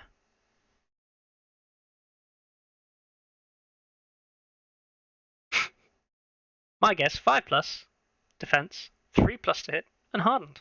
I'd hope they're hardened. 5 points, but only an 8-man unit with 2 ranks, so they will suck because target infantry. Oh, Mads, you are both correct and correct. Frank Rosetta called what he wants his art back. Yeah.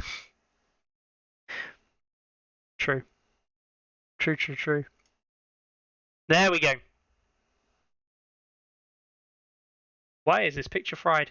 I don't know. Some of the pictures were good, some of them not so great. It is just where the pictures have come from, Evan. sources be different. They don't release official images, of course, and like have these like officially sent out, so it's hard to grab images. All right then. Next up, I mean, Carlo. If Carlo is still watching, if Carlo is still here, I know he's watching earlier. It's gold cloaks. It's gold cloaks. Who has wanted gold cloaks? Me. I've wanted gold cloaks. Who has thought gold cloaks should have been in the game for a long time? Me. I think gold cloaks should have been in the game for a long time. Who looks at these gold cloaks and thinks they look a little bit underwhelming? Me. I think they look a little bit underwhelming. As Harrison, my God, the pop. Yeah, oh no, that's the pit fighter. Yeah, I feel teased after all these teasers. That is how they work, Tim. They just tickle you right there, just right there, just gently. Yeah, gold cloaks. Now, it's a history lesson from someone who probably shouldn't be teaching history lessons. Those of you who enjoy a good old gold cloak and enjoy this image of a gold cloak, I am going to show you an image of something else that looks awfully like a gold cloak. So let's have a little look at this right here. So should I use this one? No, he's too nice. He's too clean. There we go. So here we have, for your eyes only today, a special viewing, right? This is a never seen before picture. Not official. And I also lied. Look, it's a gold cloak. Look, it's a gold cloak. That is a gold cloak. Sorry. That's a gold cloak. He's a gold cloak, basically. Right? They are just Roman legionaries. Like, they are just Roman legionaries. Seaman said gold cloaks would be bad at attacking and defending, but will have lots of control and suppression. I think this will be just as bad as Lannisport. Hang on, if you're bad at attacking and bad at defending, what are you good at? Because the only units that are any good that are bad at attacking and bad at defending are 4-point units or less.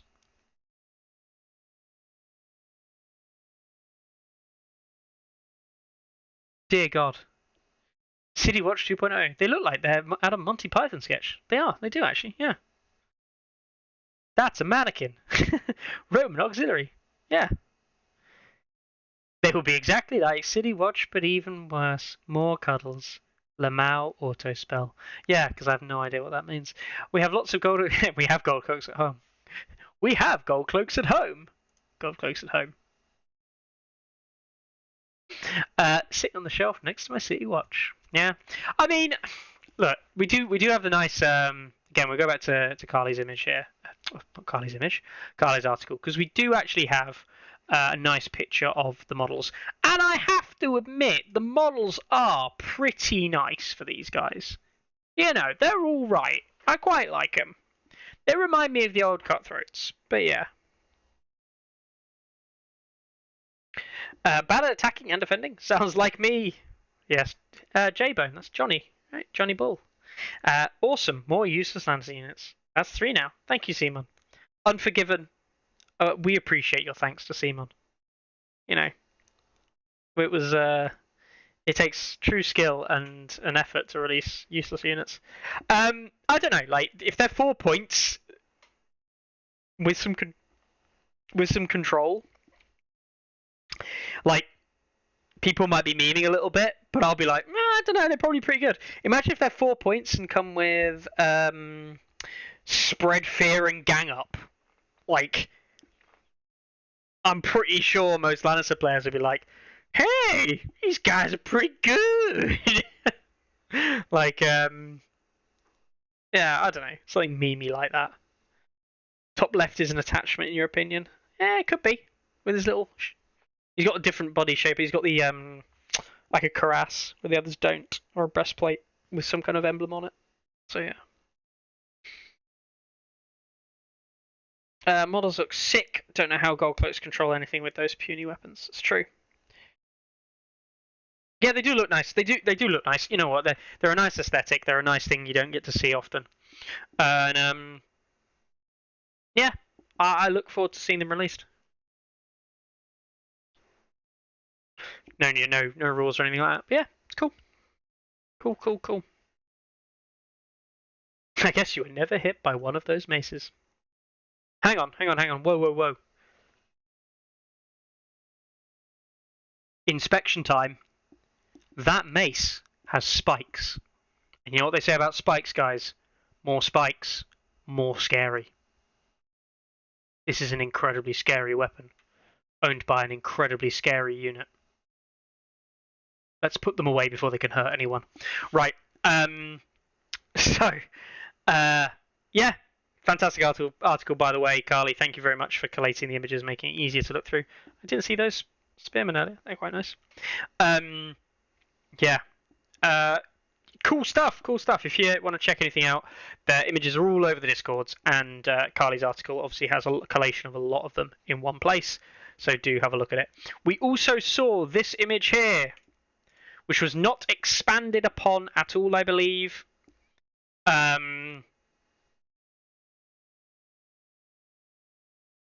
It's greyjoys, right? It's greyjoy axe runners. That's what I'm going to call them. Greyjoy axe runners. Greyjoy axe men.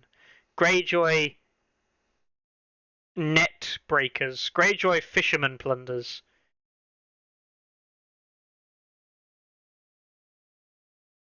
This guy looks like he knows what he's doing. This guy, I mean, he's being a Greyjoy. He's doing the terrorizing. That's fine. He's hitting someone off screen. It's fine. He has a flaming torch, as does this man. Where the hell have they got the... How have they just... This guy, can you see him in the background? He is jumping into the river, or the water. How do they still have flaming torches? Wow, I'll jump into the river with my hand up here. Didn't just pull a lighter out and quickly, light it after landing. That guy, for some reason, has a sickle. Don't ask me why. And this guy looks like he's staring at something in the sea. Like, Greyjoy fishing. He's just decided to, instead of, doing the whole raping and pillaging and slaughtering and the looting and the Greyjoy way of life, this guy's just stopped to have a battle with a fish. Yeah. Or he's beating someone to death under the water. Also possible. Anyway. Yeah. There you go. Like unarmored reavers. 4 points. Greyjoy shipbreakers. They can be that size for tuna and whatnot. He's looking for Aaron. Guys, I lost Aaron Greyjoy. Where's the damp hair? He's catching salt wives. Max, I'll call him Vicky's X-Men. I don't know why that came into my head. That fish is a 2-point objective. And it took him all game to find it. No, I mean, we don't know anything about this unit. They just look cool. Well, I say look cool. They look like Greyjoys. They look like the most generic, undertrained, woefully unarmed, generic men from Pike who've just been told to go and raid somewhere. Like, they look so woefully unprepared, except pure hatred, anger, and an axe. But yeah. This is true, by the way. The Roman Emperor Caligula declared war on Poseidon and had them throw their spears into the sea and fight fish, so this is based on history. Joke's on me, Mickey. Yes, joke is on me. Greyjoy anglers. We do not sow or fish. Guys looking in the water to try and find where Simon drowned Asher Commander. Working as intended. Do you know what I really appreciate? I really, really, really appreciate this random fisherman who's definitely been waiting for them. I mean, this guy is like pleading for his life. He must have seen them coming. Like, there's no way you don't sneak up to people with a naval invasion. That doesn't happen. Like, if you're there, you know it's coming. As in, you can see it. it looks like he's kind of like, oh no, help me, I'll use my net to defend myself. And it's like, sorry mate, he's got an axe. He's gonna kill you. Looking for pillage units. They ride in a boat, chariot as cavalry. -1 to hit for the net dude. Yeah.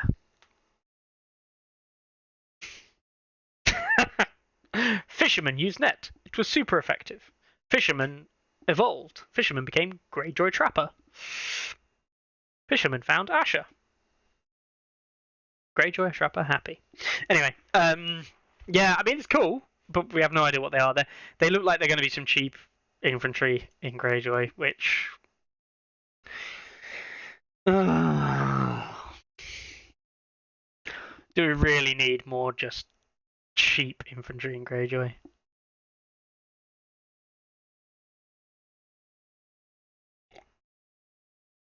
Oh well. It's cool. I mean, don't get me wrong, I'm not going to complain at more models, but it's just like, yeah. And this, Carly's right. They look so generic. They could be literally anything. It's cool though. I mean, it's cool that we're getting more Greyjoy stuff. But yeah, I just don't. That could be literally anything, and they weren't discussed. There was also another unit discussed, which was or shown briefly, but the image wasn't captured, of a Baratheon unit by the looks of it. There were some Baratheon, what looked like to be Baratheon banners, or pike banners in the, not pike, sorry, unsullied banners in the background of the image. So yeah, they also showed off images for the models of the Martell heroes, but these are all things, if you've been watching the show, you may have seen in the last couple of weeks. So we see there, in all his glory, Darkstar. And the others. Who cares about the rest? And we see the others over here. There we go. Very cool. Very cool. It says in the artwork of the Barrow Heroes 3, there was someone saying there was Baratheon Spears artwork. Yeah. There was another thing shown, but it wasn't directly clear as to what it was or what it was going to be. So yeah, if I do find the picture, I will of course share it with you. But yeah, it's not so here, which could just be a random picture. Actually, a picture of Michael there, but here we can see that's not a stag, that's actually an unsullied helm. This is from a picture in their organised play. Is that supposed to be Arthur Dane's sword? I believe it is, Harrison. Yeah.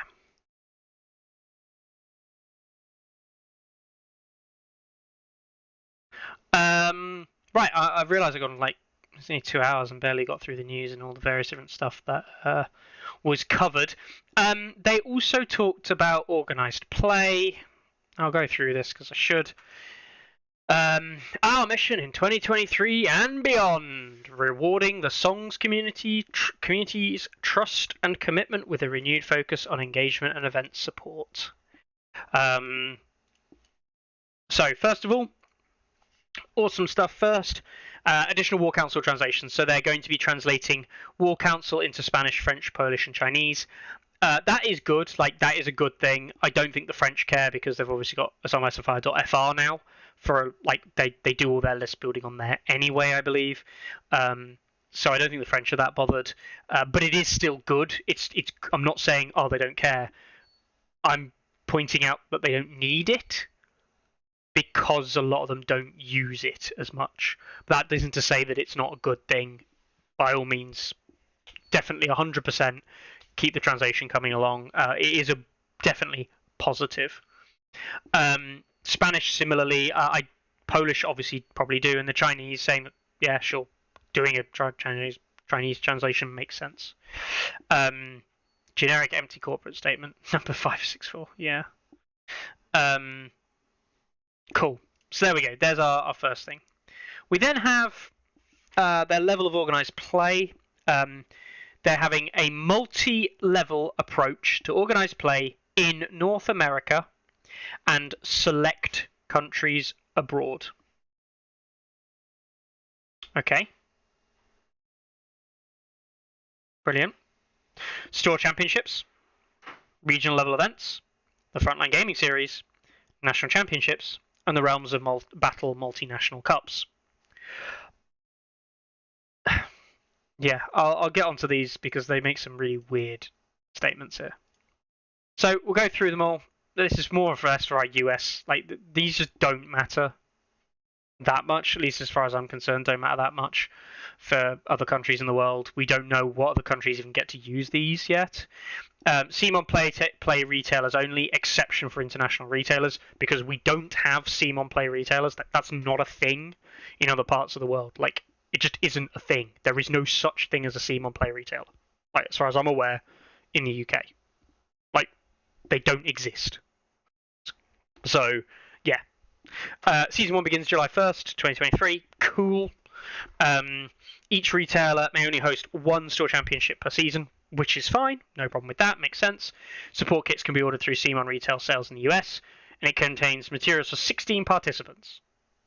So, a small store event at 16 players, fine. You know, most stores, certainly in the US, let's talk about the US here. Here, most stores are only hitting about 16 players max. There are plenty of stores in the US, though, that do have more than that. You know, 20 to 24 is kind of like where you start to really hit your max out. Not capacity, but like, you don't see events over 24 in the US often.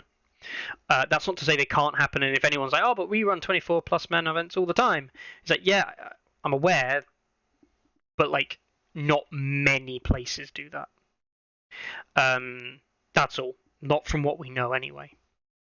But yeah, it's cool. They get the exclusive dice bags, rulers, rice. It's all of the stuff that we normally know and love from the retail kits. Basically, the old the game night kits, which they did, which were actually very popular and still knocking about now. I found another conscript the other day.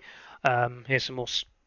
The second alt spearwives. If you haven't got enough of these, I'm sure between me and a bunch of other people, our club have probably literally got a cupboard full of spearwives and conscripts from the old game night kits.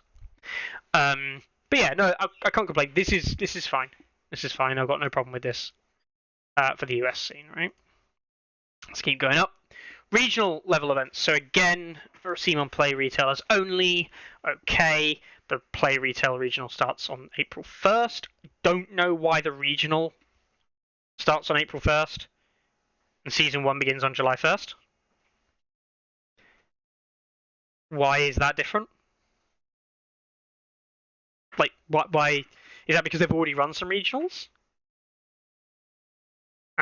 Can they not just be the same, please, in the future? Like, please? Just have a season start and end at the same time. Like, keep it simple. Award paid entry to CMON Expo and the Song US National Championships. Cool. Awesome. Multi-pronged regional program with several special events acting as super regionals. So the Frontline Gaming Opens, which are 4 entries to the CMON Expo, which is a problem. That is a problem that the Frontline Gaming Open are quoted here as 4 entries to the CMON Expo. It is all being finalised, yes. So I should add a caveat. A lot of this is being finalised. This stuff less so, right, though, Evan? This is less being finalised than other things being. Other things are being more finalised than this. The issue here is that, unless I've got the numbers wrong, I'm sure the Frontline Gaming Series were people had been told that 8 spots were open for LVO, right? Was it? No. Which was the one that got, like, 7 people or 8 people play, and I'm pretty sure they all qualified. Because they said they were given 8 slots. Carly's not sure about the Evans, that's fine. That's what I'm trying to share. Anyone who was there who can share a bit more knowledge on this, by all means, drop me a comment, drop me a message. I'll always correct it next week as well. Yeah, not sure if they're backdating those FLG slots down to 4 from the announced 8, and I'm sure they announced 8. I'm fairly convinced I can go find evidence they said 8. Cherokee Open, that's it. Yeah. So that's a bit of a problem because it sounds like they're posthumously saying that actually, guys, you didn't get to make it. That's not great. But the truth of the matter is that there's probably less people going than the people qualified anyway, right? So it's not actually. Well, it is an issue. But yeah. Seems like there's been a miscommunication somewhere. Seems like the Frontline Gaming events, there's been a miscommunication somewhere down the line. That's all. The Song Super Regionals, so that's in MN, Minnesota. Yep, 8 spots were confirmed for that, and that's fine. More on that later. And Simon Play retailer hosted regionals 4 entries as well, which again is fine. It just means now what they're saying is that again, if this is correct, it means that CMON, the Frontline Gaming Open events, are no different than your local retailer hosted regionals, which is a good thing, right? Actually, it's a good thing. It promotes the regional events as much as it promotes Frontline Gaming, and the Frontline Gaming become extra compared to your local regionals. But yeah, sucks for people who already been playing those Frontline Gaming events.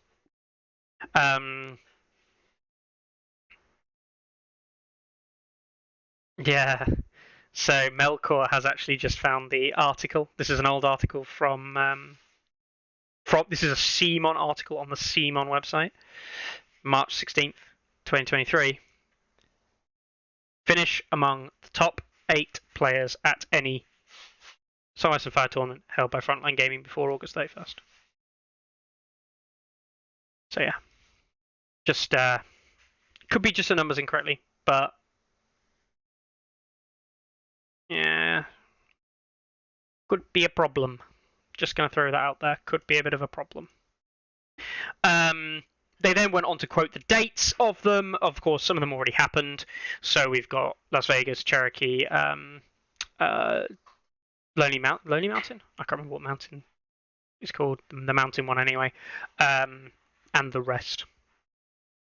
Okay, so Atlantic City, Lone Star, one in Las Vegas, Nevada, and the next one, which I don't know what that one is. Yeah.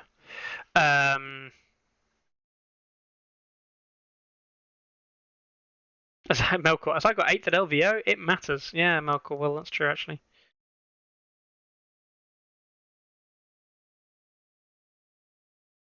Hopefully they don't get it wrong. Hopefully they'll just be fine with it. Lonely Mountain. I have no idea what it's supposed to be. Is that...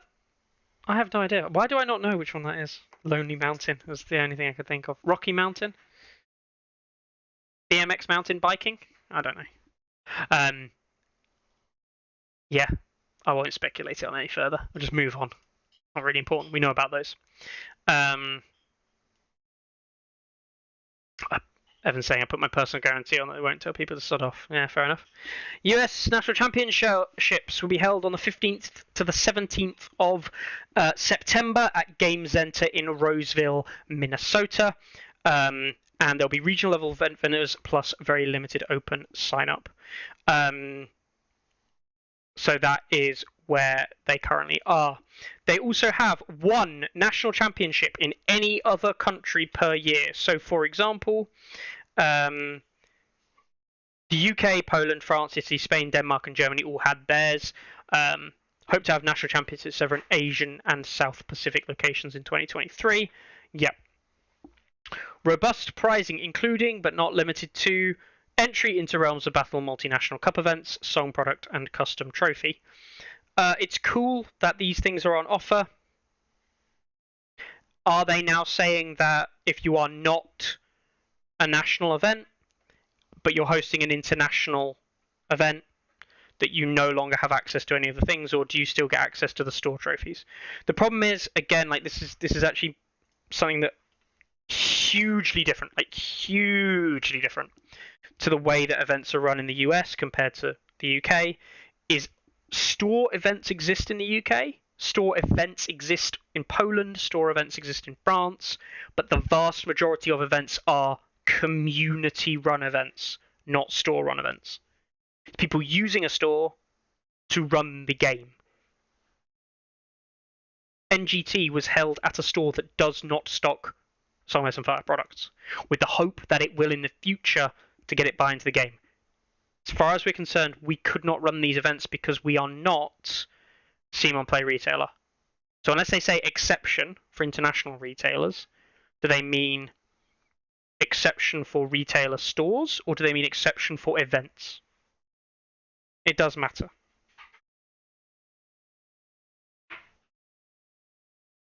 But yeah, just something to be aware of. So anyway, Nationals getting support there, and then they offer these things here as well. Great. Okay. They're going to talk about the fact that a load of these events were already run, which they do mention, but they're not saying that they're going to posthumously do anything with the results here. Okay, whatever. Give them their dues. At least they recognise it. We then have, and this narks me a lot,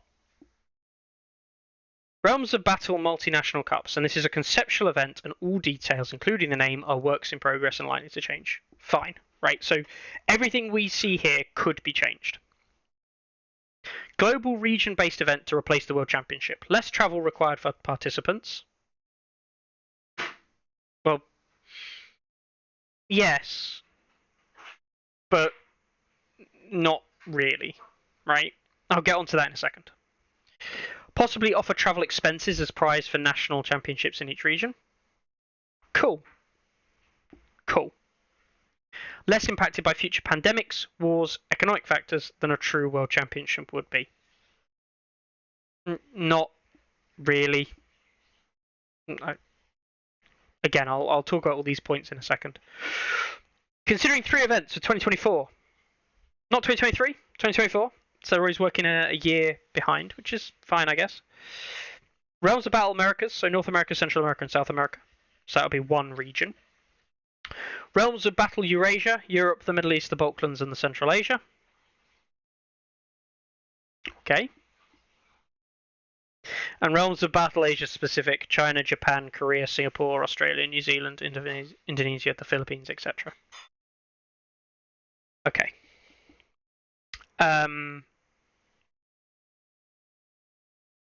Realms of Battle. Now, someone says it's a GW brand product. It is, actually. There we go. Mr. Orgmo, need to find a retail to pretend to be based in the middle of the woods so Simon will recognise us. Yes. Yeah. Orgmo ran an event on a LARP site over the weekend. Literally, there is a LARPing venue where Orgmo ran a 16-player event. I think it was 16, or just shy of 16. Can't remember exactly, but he ran an event on a LARP facility outdoors. There's no retailer base there, and you got like 16 players or something like that. Like, you know, like this is a thing that exists in the UK, and it just like it honestly baffles me. How did you get in the end? 16. It baffles me like the scale and the way they think about the game is just like so far off what is possible. Sorry, I'm actually sod it. I'm gonna show some of the pictures from Orgmo's event, right? There you go. This is them playing on one of the days. Some of the classic figures there: Jacob, Dean, Keijo, Carl. Classic people there from the UK scene. Look, they are literally playing on a table outside. Like, I know people do this all over the world, and people do this like thingy. 17 someone who couldn't play the Sunday. Yeah, fair enough. More gaming outside.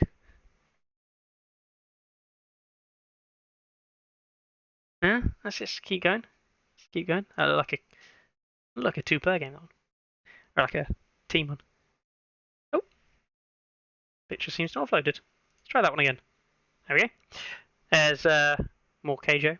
Or Jacob in the background. Looks like a bit of Dean as well in the background. Maybe not.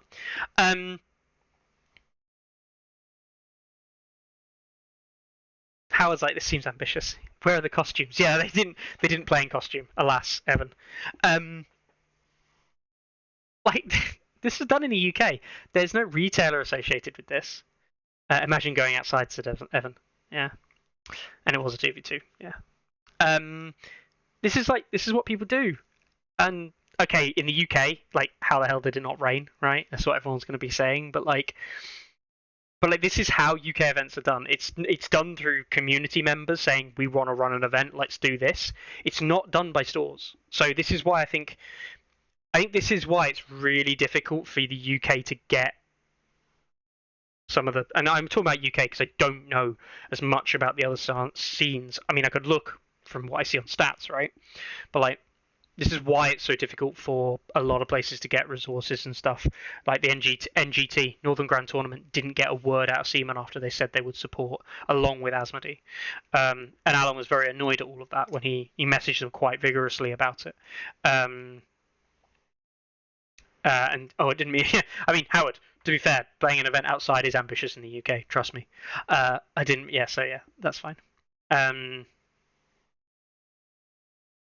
Yeah, so anyway, point in case, right? Point in case. This is the kind of thing that the UK does. So this style of event is very CMON US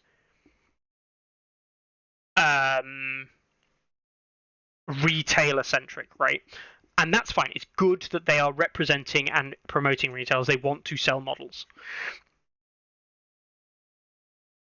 The game night kit type things, the extras, these support kits, should just be purchasable by anyone that wants to run an event. Like, honestly, I think that would be amazing if they just made those kits available to anyone who wants to run them. Because the game night kits were popular. Like, people genuinely, like, the plastic rulers, how many people have got those? If you release the Vargo, honestly, Simon, if you never listen to Tourney Ground, if you hate stats, if you hate me as a person because of some of the things I've said, that's fine, right? But if there's one lesson I please impart on you, the Vargo Ho alternative sculpt, if you release that as a game night kit, people would buy it. Oh, you are missing out on money. Please. Someone just tell Simon that they're missing out. Oh, I give up. Anyway. So, the Realms of Battle multinational cups.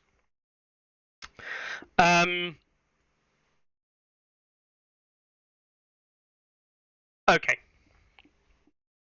First point, less travel required for participants. I agree that the distance you need to travel if you're only traveling in a region is less.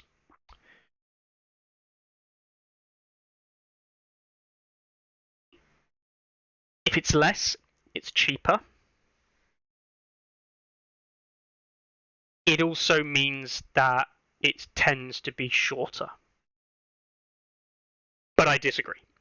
So, I disagree because if I'm traveling to France, I'm leaving on the Friday. I'm traveling back on the Monday. It is incredibly unlikely if I was traveling to an international event that I would travel on the Saturday morning to get back on Sunday night.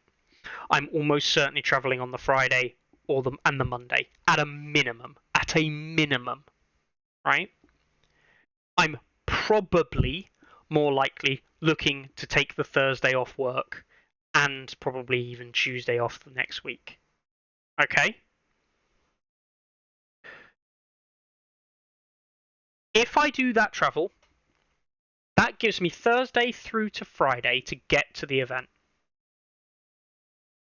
It also gives me a little bit of time to acclimatise, sort out body clocks and things like that prior. I legitimately could from the UK, I'm very lucky, okay? But I could probably legitimately travel to any country in the world, probably any city in the world, between, let's say, first thing Thursday morning, from my house here in Darlington to any city in the world and be there by Friday night. The only weird one might be Australia, just because of time zone differences. I'd have to go forward in time, kind of thing. So that might be difficult. And I guess that would be true of some other places going to other places. But in theory, it's comfortably possible.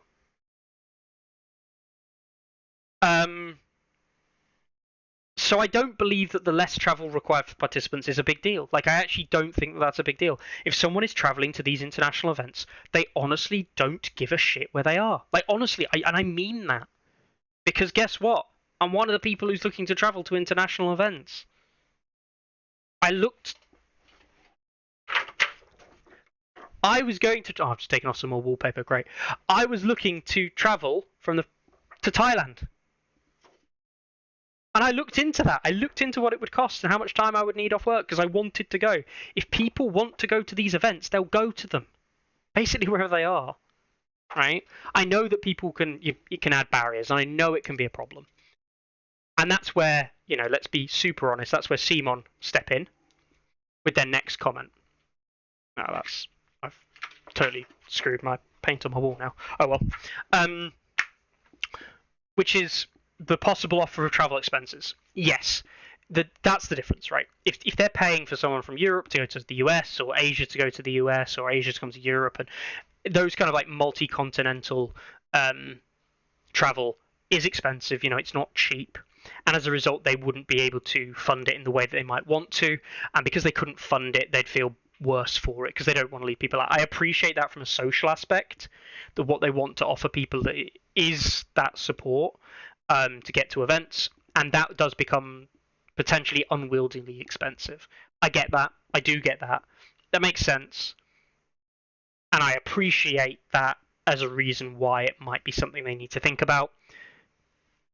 But if that is a thing they need to think about, why not you just put a cap per player? We can offer you £1,000 per player to attend the event. Now, I'm not saying that I would want to say it's £1,000 per player. And as someone who has to deal with that kind of stuff at work, as I'm sure many other people do, expenses and things like this are a pain in the arse to handle from an evidentiary perspective and things like this. They can be a right pain. So I get it. I really do get it. But again, I just think it's small. I think it's small-minded and small thinking, personally. Then the last one. Less impacted by future pandemics, wars, and economic factors that a true World Championship would be. I mean, yes, sure. World COVID, COVID. Oh, if there was a pandemic, it would... COVID affected the whole world. Wars affect the whole world. Yes, but we couldn't run it in the Ukraine at the moment. Well, yes, of course you couldn't. But that would have happened regardless if you were doing it as the Realms of Battle Europe, or if it was the World Championships Europe. It wouldn't make a blind bit of difference. It would still be screwed. I don't know. It's very small. Because how big would this championship be? Realms of Battle, Eurasia Cup. We're talking UK national winner, UK national, French national, Spanish national, Italian national, German national, Netherlands national. Netherlands haven't shown to have a big enough scene for that. Swedish national, Danish national, Polish national, Russian national event, Hungarian. I know I'm just naming countries that have got scenes now. Have I got everyone? Malta, Greek. Anyone on that list before that I haven't mentioned? No, I've got 13. They mentioned what, 7? I've got 13 from the events that I knew as nationals that are running across Europe, which have all contacted Simon and asked for support, by the way. So, I'm not going to say that their list is exhaustive. Maybe they only listed the big ones, but I know more about the UK or the European national championship scene than they appear to. That, no word of lie, that's what it feels like. So it's a 13-man tournament. Are we offering out to top 2, 26? Top 3, 30, 39? What's our cutoff? What are we looking at, right? Because if it's a 13-man tournament, mate, we did that. We did the Invitational at 16 men, 16 people. Like, this has been done. We've already done this. But we offered it out to the Americas. We offered it out to Asia. We offered it out to anybody in the world could come along, as long as you fulfill the requirements that Carlos set out. Then it went out. The offer went to Americans, and they declined to come along, which is fine. But like,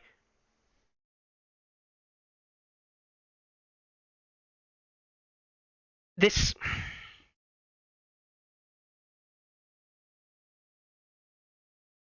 isn't that hard to organize. The payment side stuff, that side is, right? And that's not undermining the likes of Carlo and the people that do organize events. But this isn't really that hard to organize. Not super difficult. So, yeah.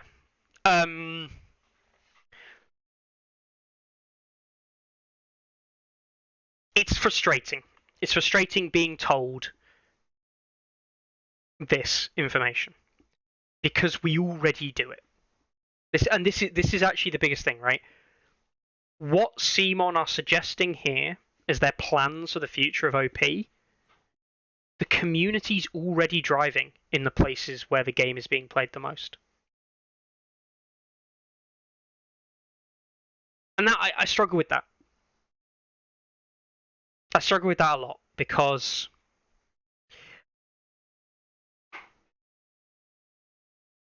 I think it undermines the work the community's done. I think I read this yesterday and I got quite annoyed briefly. I got annoyed at many things recently. More on that in a second. But rewarding the song's community's trust and commitment with a renewed focus on engagement and event support. And I saw no greater renewal of focus. I didn't see them engaging. They've actively ignored, actually, communities in Europe. The event support hasn't been there that, you know, their mission in 2023. They might get better, right? And this is supposed to be a promising thing. This is supposed to be a look at what could be possible. And the community's a year and a half in advance of this. This is conceptual. Most of this doesn't come till 2024. We were planning in attending a World Championships in 2023.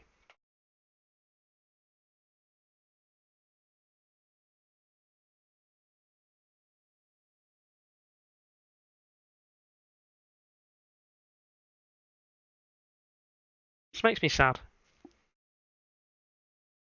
And it shouldn't. It should make me happy, right? It should make me really happy. It should make me so happy that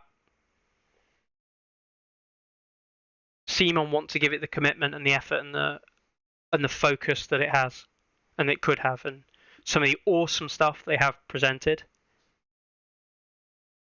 And I just walk away and I'm just like, nope. I'll just have to wait longer. And that's what it's turned into. It's turned into a waiting game. A waiting game on promises that have never come to fruition. Promises that have never been fulfilled. And it's difficult. Yeah. So there's my my actual sadness, like genuine sadness. That's come out. We'll see. Personally, I think it's just empty promises that won't be fulfilled. But yeah, you know, as I said, we'll see. We'll see how it all kind of cracks on.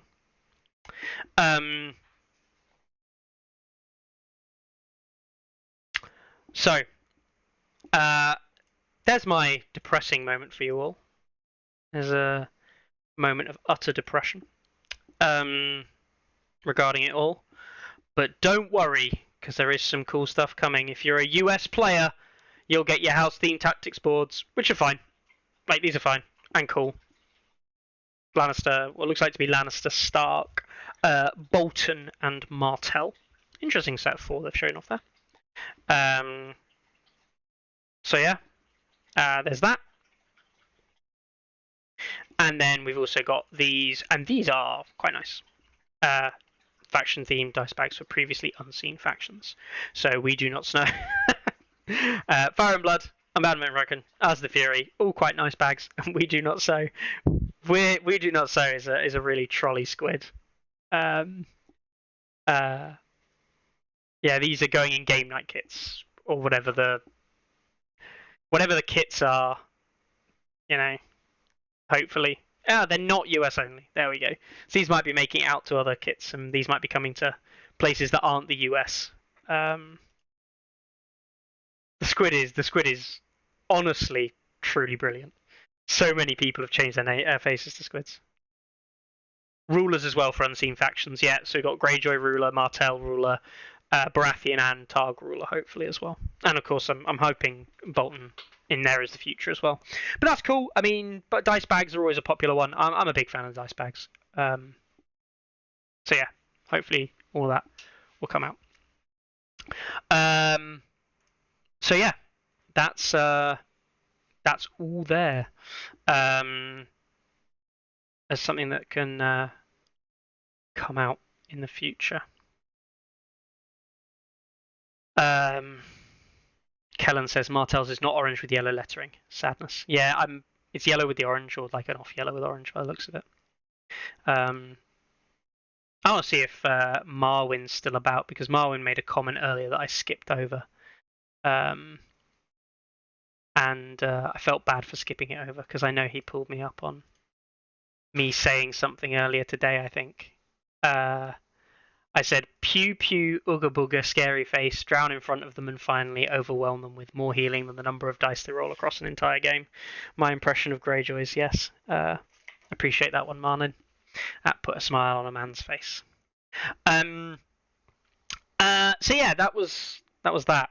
The event itself at the Super Regionals had 37 players, I believe, but yeah, I believe there were 37 players technically.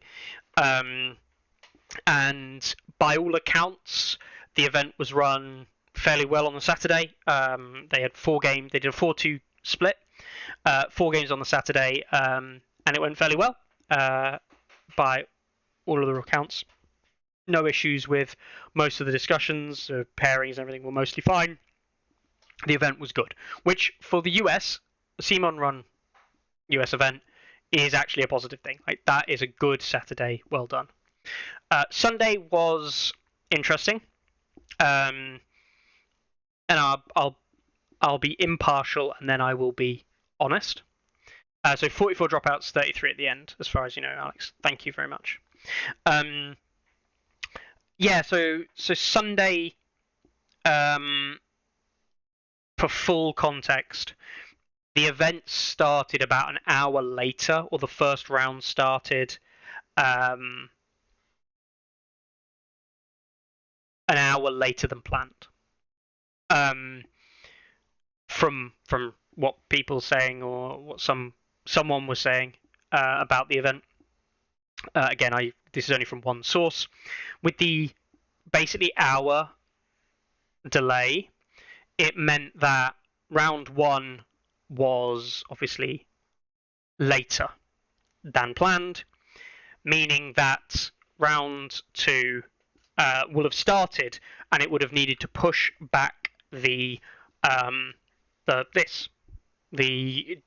presentation of what's coming up in the game, and with various people needing to get flights back to various places in the world, it meant that a decision was made after round 5 of the event to cancel round 6. This had been discussed on the day previously, and before anyone knows or wonders why it was discussed the day previously, I had discussed it with the head judge / TO Brett the previous day, and I'd said we don't need, you don't have to have an undefeated winner after 5 rounds, because if you're running a 6-round event, it doesn't matter if you're undefeated or not. Like, it doesn't matter how many undefeated players you have at the end of 5 if you're running a 6-round event. To which point they said we're probably only going to play 5 because we'll have an undefeated player. To which point I did, and this is all on literally a public forum you can check with timestamps. At which point I did point out to Brett that cancelling a round is not something, not a decision that will necessarily always be popular, nor one that I would ever advise. Now, I'm not in position to tell him what to do, but the reason I said that is I was trying to remind him. Someone else was like, oh, but you mean LVO? People were fine with LVO. And I was like, no, not LVO, actually. I know LVO did it, but LVO wasn't what I was thinking.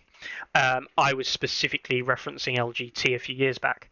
LGT, where to this day, Carlo and Chris still get some stick because they cancelled the 6th round of a 6-round event where we only played 5 rounds. 3 games on day 1, 2 games on day 2. And they cancelled that round for various reasons. And the one that was quoted, or the one that people were used as a quote, was because there was an undefeated winner, or one undefeated player at the end of the 5 rounds. At the time, contextually, I didn't mind that the 6th round was cancelled too much. It did annoy me a little bit. It meant I couldn't get, for example, I didn't end up winning Best Free Folk at the event, even though I made it to the final table and only lost 1 game at the final table. But it is what it is, right? You accept it, you move on. And at the time with the fuel crisis, we were genuinely worried about the fact that we legitimately might not get home. At LVO, the 6th round was a contingency, and it was announced as such from the get-go and the external-facing marketing. The decision was made to cancel the 6th round here at the Super Regionals. Many players who attended did think that was okay. They didn't mind that result. Some people who attended did not. There is a reason for that. You're playing for the top 8 spots, for more prize support, and for entry into nationals, which is a monetary reward. Yeah, I personally think it's a bit shitty. In fact, I think it's shit. However, the event's starting an hour late on the Sunday. That's unfortunate. And that's not really in the TO's hands, but ultimately is in the players' hands who arrived late, if it was indeed players who arrived late. If it was players who arrived late,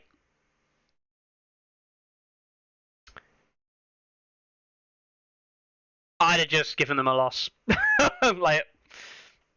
Sorry. People were late to the event. Whatever. It's a thing. It sucks. But yeah, I don't know. I don't know what this. I don't know the full story. I'm not gonna cast dispersions. But people didn't like it that the last round was cancelled, and I have always said, and this is not news to anybody, I have always said, right? Literally, go back in time, check my comments out. Tournaments like this should be a celebration of playing the game. And playing less game means less celebration, which means why are you doing it, right? Celebrate the game being played. It's not about having just a winner and winners and people who qualify and things like that, as much as that this event had that outcome as well.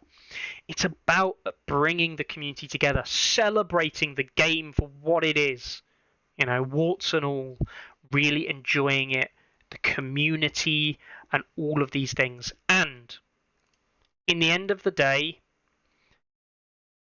it's difficult walking away from that event as a player, knowing that that wasn't necessarily the forefront of the decision making, or that wasn't necessarily what was being supported, promoted at that event, or not necessarily what people wanted to get out of that event. Does that make it right or wrong? It doesn't actually make the decision right or wrong at all. Like, the decision may actually have been the right decision. That's actually the funny thing. If you're stuck with a bunch of bad decisions, it legitimately might have been the best decision to make by ending it early, so allowing people to get home, and among other things. However,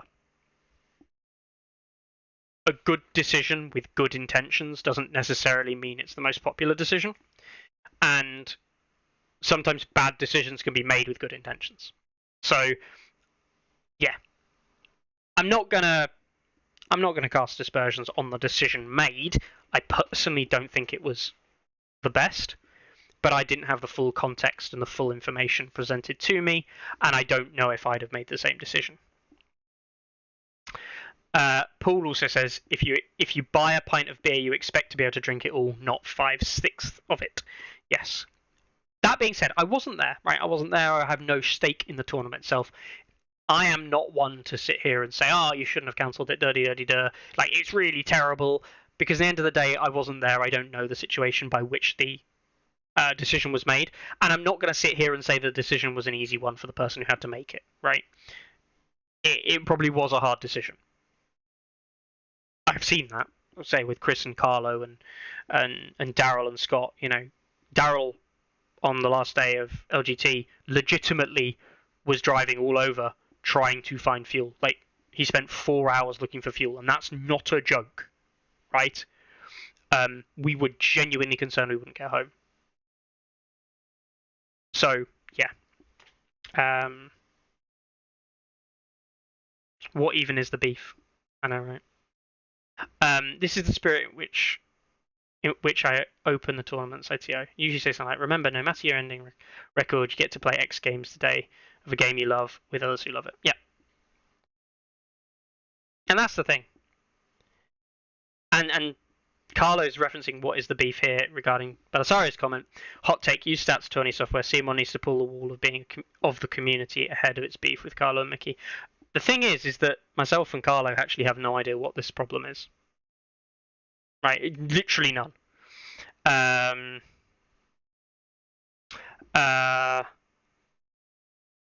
La roast beef.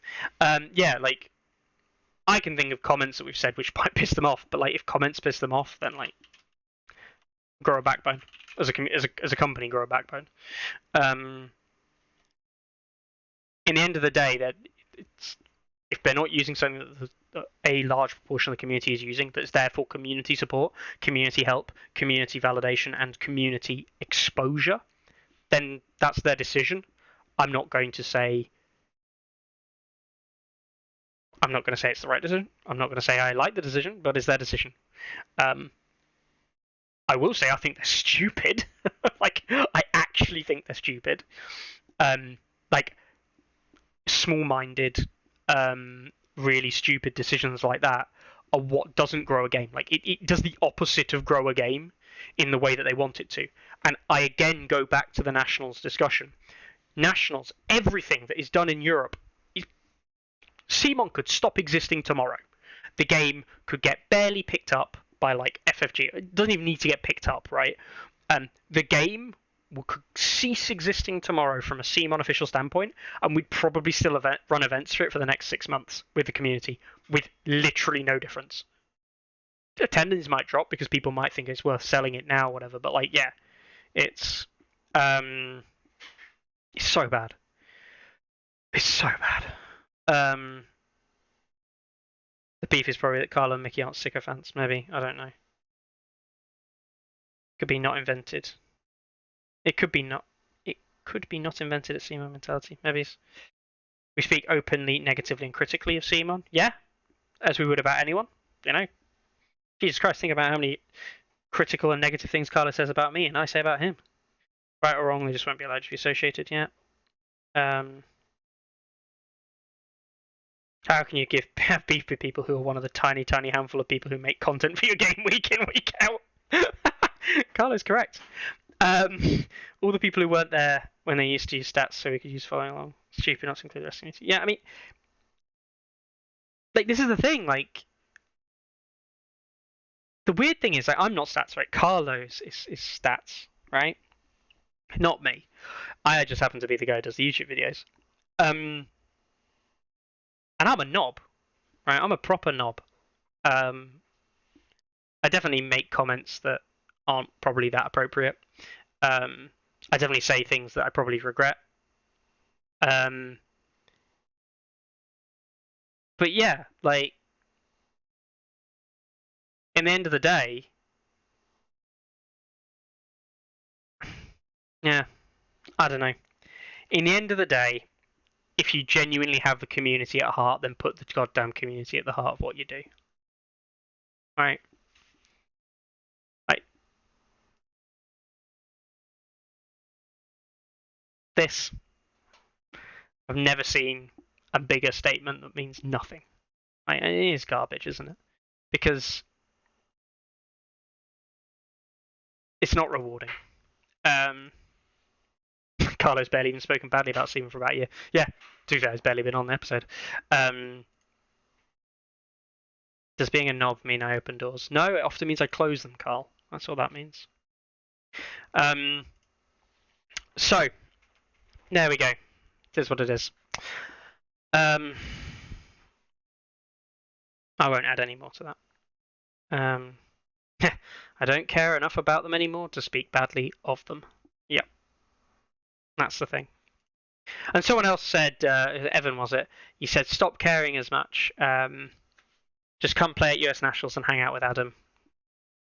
Just relax and enjoy. And the thing is, I do relax and enjoy the game. I relax and enjoy the events when I'm playing at them. That's what I want to do. I also like put myself through the mental ringer of trying to work out how to win games as well, of course. But I want to go out and play the game. I want to be able to come on here and say, by the way, guys, Simon did a load of really good stuff. Right? And maybe I'm looking for the negative when there isn't any negative. That could be true. But, you know, and that would be fair. A fair criticism to make of the way I look at it. But yeah, it's interesting. And I guess that, you know, brings me on to my kind of final point regarding all of this. I am literally, Carlo went last year, I am literally looking to play at US Nationals. I have sent an email to Adam saying, look, like, I was about to say, I don't know if you know who I am. No, I sent such a pretentious arseholey thing to say, isn't it? Fucking hell. I sent him an email, and where is it? I'm actually just going to straight up read this out. I said, hi Adam, reaching out regarding the US national event for Song of Fire, the miniatures game that's due to be hosted in Minnesota later in the year. As a player from the UK, I don't have a chance to qualify for the event through the regional structure. But also, with international travel being difficult to arrange at short notice, I doubt very heavily that I can wait to pick up a ticket closer to the time. Would it be possible to book a place on early to make the arrangements easier to manage? Question mark. And then proceeded with, if my Song of Fire credentials are of importance, and listed off French nationals. Really like to attend the event. So let me know your thoughts and if there's something you might want to get behind. Kind regards. Reach out, go to the event. It is something that I've spoken to Evan about and was planning to do, and now I'm just straight up saying it so people can know that I am looking to go. But like Carlo, I'm not. So unlike Carlo was in the US anyway, and was going to go to the last chance qualifier because he was kind of in the US for other reasons. Yes, he wanted to go to the event, but like, yeah. If only I'd come 8th in a 7-player regional event. Exactly, Carlo. I want to go along. I want to go along because it's the last chance before I get married to go probably away and do something without my partner. Hopefully she's not hearing. Plus she's on holiday like 2 weeks before going on a girls' holiday, so I thought, sod it, why not go on my holiday? But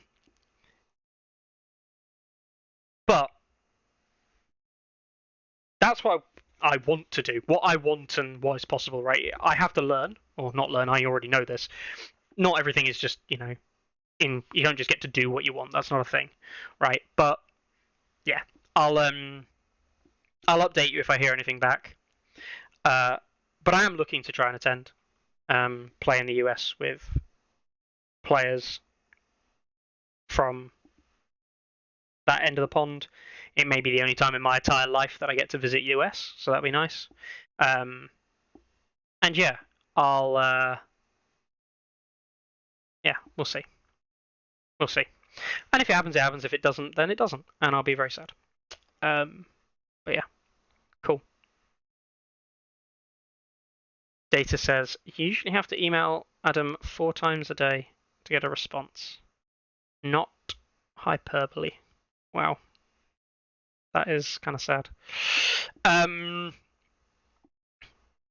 Okay.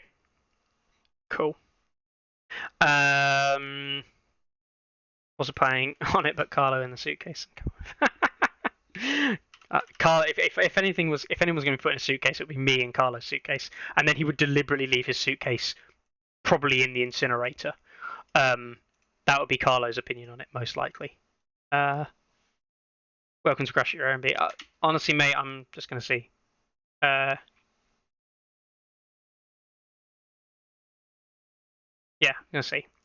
See what I can do. But yeah, that's just something that I'm looking to do. And if it comes true, it comes true. I've already priced up stuff and I can afford it and things like that. So yeah, it's just a case of making it happen now.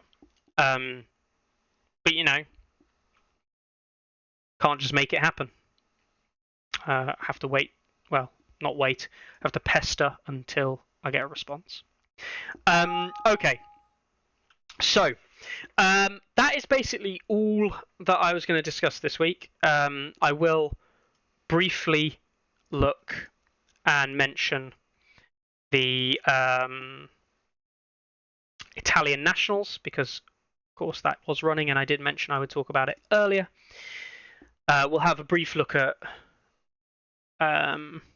this as well. So Italian nationals was won by Viva Victorian. Anyone who doesn't know, Viva Victorian is there in the stats ranking. He's overtaken Jasper now, but he's one of the 2 strong players that's existed in the Italian scene. So congratulations to him running Greyjoys. Yeah, doesn't surprise me whatsoever that Viva Victorian has won the event. Especially, you know, you look at the lists, there's a couple of like Jon Snow stuff, but nothing there run by players with names you've heard of. Maybe it's Trevelya, but he's running Stannis. Oh, I forgot to add Feng Vu won the US Supernationals with his Baratheons. So congratulations there. Which is 2 events on the largest scale for Baratheon winners in the US. So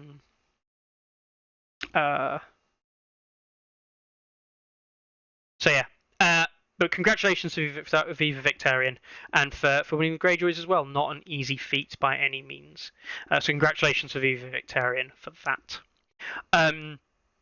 Greyjoys have been on a bit of a rise. Who are now 5th? Positive win rate. And someone was like, "Oh, but it's because people like Koza's been winning with them." And it's like, yeah, this is, you know, so have I. So there's other people as well. Like, good players have picked up Greyjoys.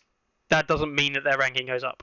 Like, we have limited, if no, effect on the ranking scores because the ALO change when we win is so minor. If we're playing,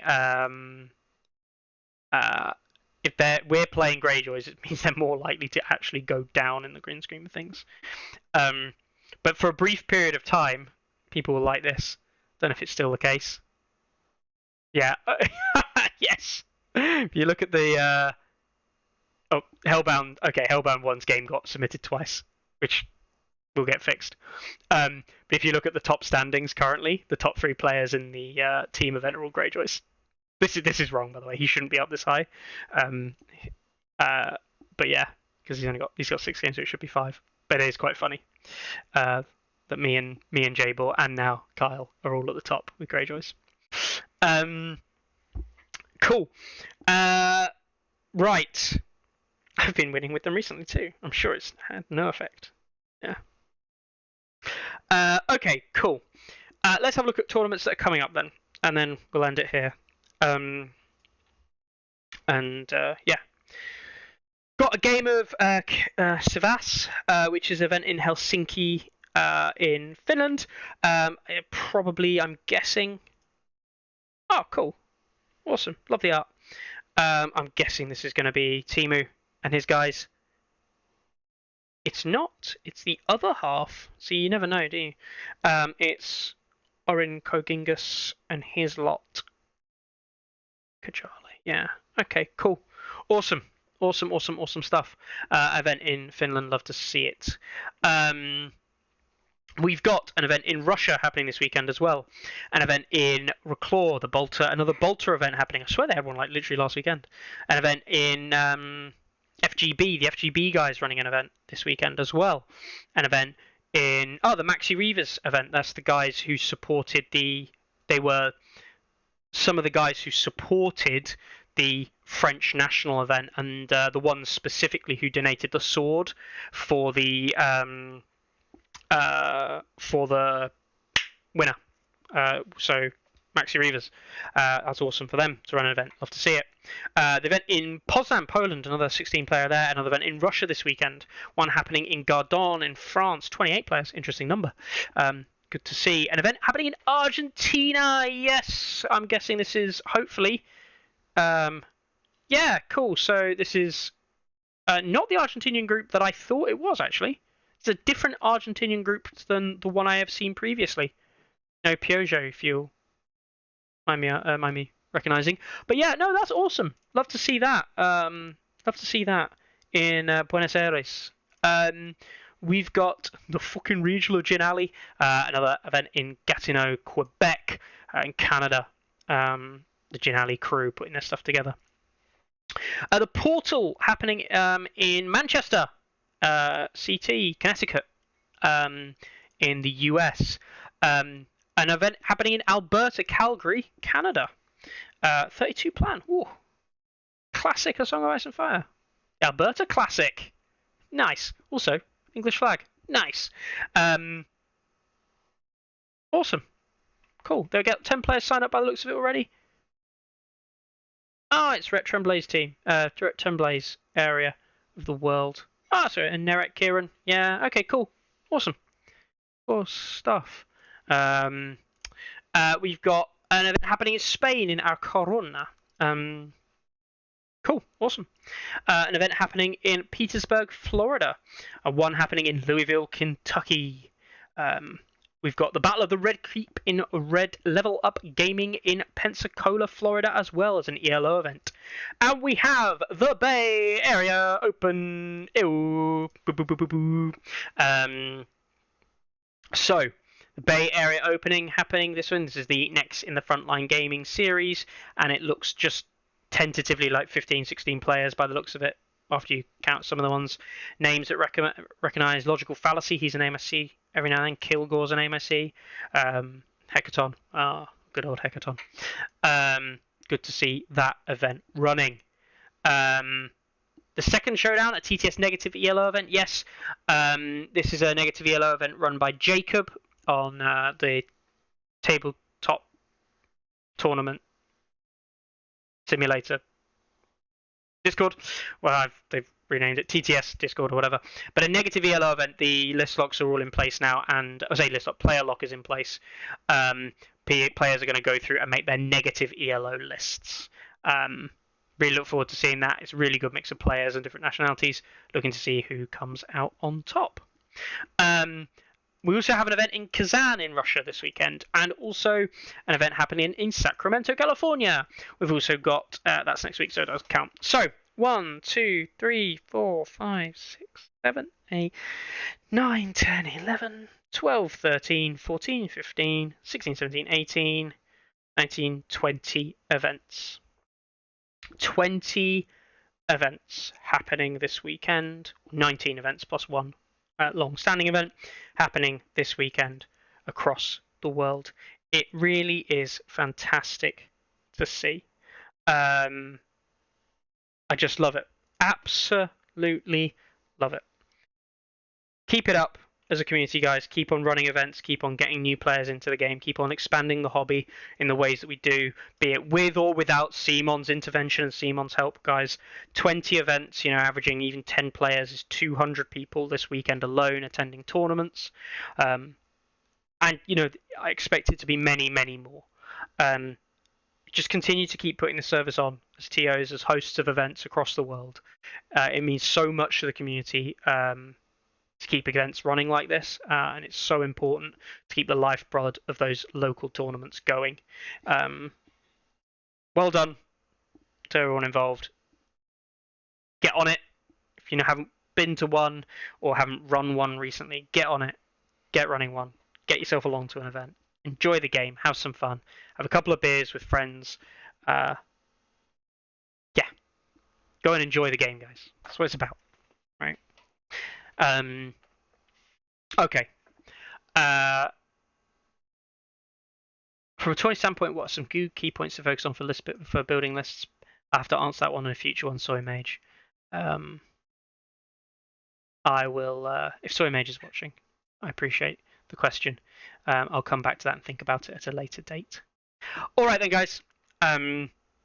I may see you next week. If not, enjoy your events this weekend. If I'm not about next week, enjoy events the weekend after that. Sign up for the Northern Grand Tournament, hosted in 50 weeks' time. Tickets are on sale now. The earlier we sell out, the more likely we are to get Alan's army painted or him hung up to dry, spit roasted on a turkey. I can't remember. His covered in tar and feathers. I don't know. Data says his local Montana group is up to 6 regular players, from 1 when he moved across, and 2 sometimes players, and we just had 5 people show interest during our last week demo day. Fantastic data. That's what we love to hear. Anyway, guys, take it easy. Enjoy the games you play, and I will see you soon. Take it easy, bye. Bye. Ready? Aim! There's too many! Anyone see my mammoth? Stubby!